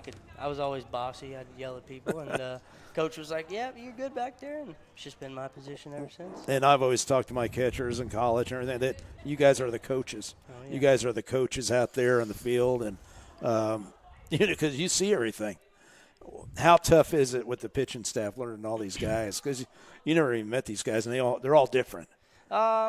It's really not that tough because I mean we see them every day. Usually after a couple times catching them, you get super comfortable with guys. I mean, catchers will go over there and catch them over before the game, get used to their pitches, stuff like that. It's not usually unfamiliar whenever we're catching them for the first time. Usually we're pretty used to their stuff. So, well, great. We've done a pretty good job. No, you guys have. You guys have done a really good job. So, okay, I guess I'll let you go. I know you want to get out of here and probably go lift. No, I'm just kidding. Fine, not after that 9 no. But I do want to ask you. So, what do you think of Newton? The people here in Newton and everything. How's everything going? And who's your host family? My host family is Connie Miller. She is an absolute angel, and we love it there. We had 5 people staying there. Right. 2 of them went home, and she's been the best. She's provided us with all the stuff. It's like we always said, we probably couldn't have done this without her. Oh, I mean, absolutely not. She's been, very important, and she's helping out now at the concessions. I mean, she volunteered to do that because we didn't have anybody. Yeah. So, but I just want to know what you think of Newton. You enjoying it? We're trying to get more people here, and I think part of it is, you guys being successful. Yeah, I mean, I really like. It's not really a town I'm kind of used to, so it's a little smaller than what I'm used to. But Tulsa. Yeah. Oh yeah, but really good town. I mean, I really like the park that we have here, and there's everything we need, everything the ball players need to get prepared for their upcoming college season and get better this summer. So that's awesome. Well, it was a joy watching you today, having the big hits, and here you get this. Here we go. I appreciate it. There we go. We got that's the Bethel College Player of the Game. And that goes to Brandon Harper, and we'll see a lot more of you. Thank you, sir. All right, that was pretty neat. That was great. Yeah, that was great. That was really awesome to see. Let's wrap this thing up. Let's talk about your final thoughts on today's game. Well, like we were talking about, it was a tough game. I mean, I was a little. It's a 9-inning game, right? But I didn't like how our approaches were. Mm-hmm. We started getting around second, third. But it's like he said, you're going to have a soft lefty pitching away, and you have to know that before you go into it. Yeah, of course. And but guess what? We made some big plays. We started doing the thing that they need to clean the game. You can't have 4 errors. Right. You can't, and if you're going to win, especially against some of the better teams. Correct. So I think have some things to work on. But the thing is, you have to look at it, and we haven't talked about Griffin Hewitt. Right. I mean, He didn't have his best game, No. and I guarantee if he was here, he'd tell us that. Right. But the thing is, he went out there and he battled. Yeah, I did. And then he had to, he last 7, 8, whatever he did, you Yeah. know. And so he did a great job there. And so there's some positives, a lot of course. positives. So I'm glad to get that W. I think the game today overall went very, very well. Obviously, pitching got a little rocky in the beginning. It was kind of tough. It's when you gave it 2 runs. But then the bats really settled in, and the Rebels really started going late in the game. But you love to see something like that. You love to see your team progress and just get closer and closer together every day. Well, and hey, last time, I know you're going to finish up here. Yeah. I'm glad you were here to help us out. I mean, I'm always, That's the least always I can good do, seeing. man. I That's the hope least you I can come can back do. tomorrow. Oh, yeah, we'll see. I'll guess you guys keep you in the loop. But that is the ball game, folks. Your Bethel College player of the game is Brandon Harper. That was a great interview that Coach Carve did up here. So we'll let you know about that. But this is Andrew Burgos and Coach Carve saying good night from Klein Scott Field in Newton, Kansas. Your final score, the Sluggin Rebels 4, the Kingman Islanders 2. Our Sluggin Rebels are sponsored by Roofing Services Unlimited, your local roofer since 1989. Generations of our family, serving generations of your family. Thank you so much for the support, and we look forward to announcing many more Sluggin Rebels wins this season. Good night, everybody.